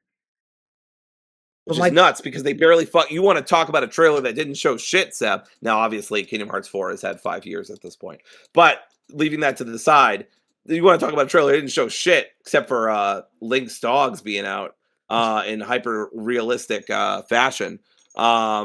Yeah, there was nothing here. I mean, not really. I mean, there was a little remix of the mm, original theme and obviously the narration. I'm not saying it was a bad trailer, by the way. It was cool. I just was left a little underwhelmed because I was like, okay, that's cool. It's coming out this year. What the fuck? Like, where's the gameplay? Where's anything? sure, So it was kind of felt like a nothing trailer for specifically. Like if they were like 2027, I'd be like, okay, that's fine. That checks out. They need more time in the oven for it.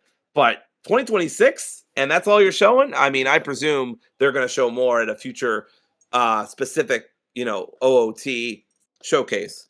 normally I'd be worried, but it's Nintendo and Zelda, and it's gonna be polished, and it's gonna be a good. I'm sure it's gonna be a great game. Yeah, Um, I'm sure too. I'm so not worried I'm about not that. worried about. Yeah, I'm not worried about them not showing anything. Just think it's I weird. didn't like they didn't show anything. That was my biggest problem with this Nintendo Direct. Was like Kingdom Hearts 4. They only showed like a minute of like in 17 seconds of footage, and it was the same setting again. Dusk Bloods had like nothing shown, and then this game showed nothing. So that was my biggest issue with this direct. But I mean, Ocarina of Time is a very special game to me. Top 10 game of all time. I played it in 1998. Rented it from Blockbuster to 64. This is one of the first. I started gaming when I was like 2, but 5 years old is when I was really starting to become self aware about gaming and things like that. Even at 5, and that was one of my first real adventure games. And I mean, it's so nostalgic. The music, the gameplay, the characters, the everything about it is iconic. And it's one of the premier 90s kids games. I mean, this is like a game of my generation.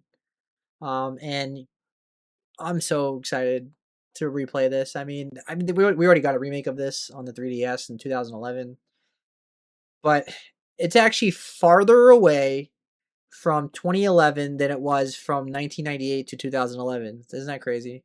Um,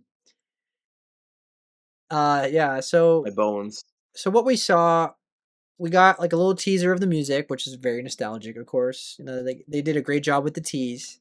Um, they showed the tree. You know, they showed, and then they showed the graphics of what it's probably gonna look is what it's gonna look like, and it was like more of a realistic version of Zelda. Uh, we've gotten we've gotten mostly like Breath of the Wild visual Tears of the Kingdom style for the last few years. Several Zelda games have been that. I'm glad they're going for a different art style. I would have been disappointed if they did Breath of the Wild style because it's a different Link, different Zelda, different kind of timeline stuff. You know, it's very complicated with Zelda, but it's just this kind of thing gives you chills. I mean, it's a special. It's like one of those things where like I can't even be mad about it not showing anything. It's just I'm very excited for it. Like this should be my top 10 games of the year if it comes out this year. I mean, it's a safe bet. I mean, it's Zelda. Zelda is like November 16th, please. I beg. November feels like the right date for this game. I feel like I feel like I don't know. I feel like they know and they don't care. Yeah. Nintendo fans are do their own thing. If anybody's gonna not care, it's gonna be Nintendo. I don't actually think they would do this, though. I think they would put it. I think Nintendo would be brazen enough to put it a week before, I would because do I don't think Ocarina would take like more than a week to beat I would do generally. I would do early November. Yeah. You have because GTA 6 comes out November 19th, so that's Oh, 19 19th. days. I kept saying 16th. I meant Yeah, but either 19th. way, it's like it's not like people are making it like GTA 6 is coming out like November 1st. So everybody's like Yeah. if you're even near October, you're screwed. Like you have still like 19 days to beat whatever game you want to beat. That's plenty of time, I think, Yeah. unless you have like zero time to play games. Honestly, you could release it the 5th and you would be fine. Remember, the 5th of November, because Ocarina of Time Remake happened that day. Yeah. So this feels like early Um, November to me. But yeah, even then, there is no overlap. This is gonna be a Nintendo Switch 2 exclusive. GTA 6 is not coming to Nintendo. So Nintendo wait, did fans they don't confirm that? yeah. And So No, I didn't even see that. so Nintendo fans don't give a shit about GTA 6. Yeah. So there's no really Well, overlap there. I So guess once again, I'm not playing Ocarina of Time. Wow. Okay. I didn't even realize it wasn't what it wasn't for the Switch One at all. What the well, fuck?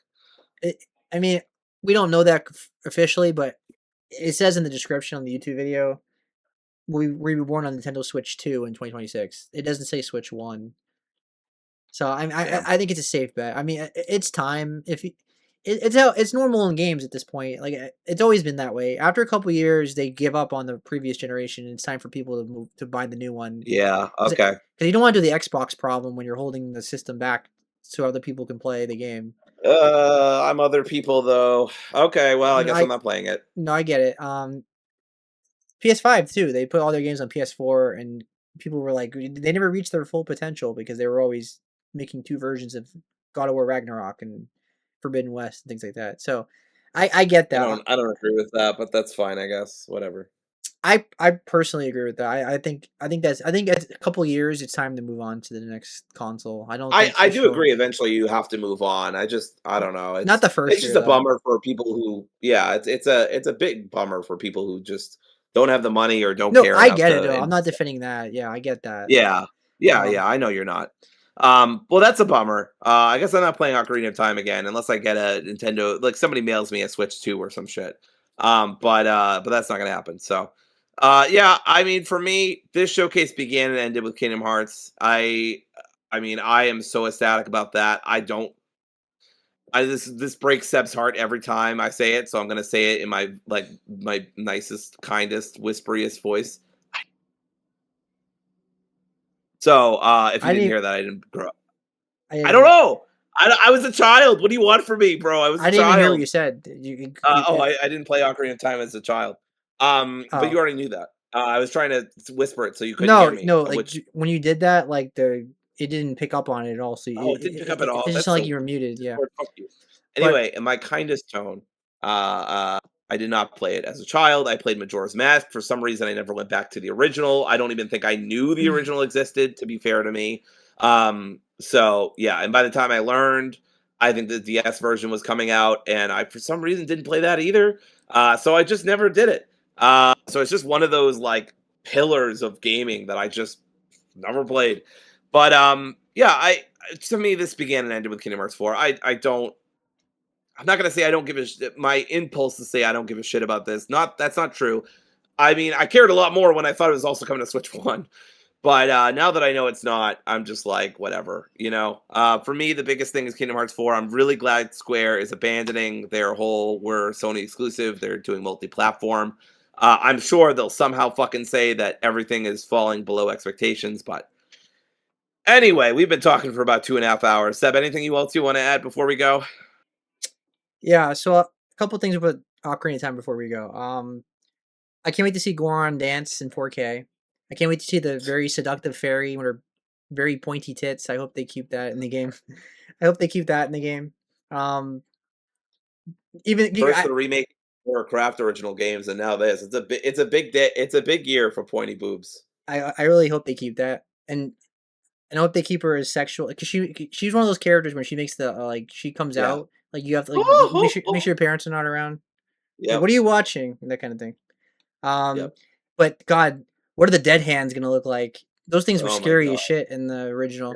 Yep. You fall down that well, man. And don't attack any chickens because I'm really curious to see that in 4K. You get attacked by a bunch of chickens. So I'm so excited for this. I mean, what is there to say? It's the only thing.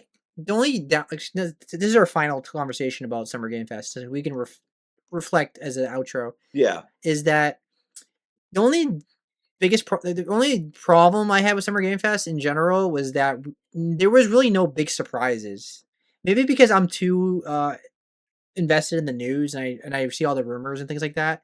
The leakers and all that were like spot on. Like there was no surprises for me. That, Well, I mean, besides Kingdom Hearts 4, I would agree. Yeah, that was there the was only no one. That surprises. was the only That was the one. only one. I would say so. Yeah. Although I think that Magician game from I know it's not a big title game, but that was a cool surprise. It wasn't like a huge surprise, but it Sure. was Even a then, cool surprise. even then, But people yeah. knew about that game. I just didn't seem to remember that one. Oh, But really? Okay. yeah, but Yeah.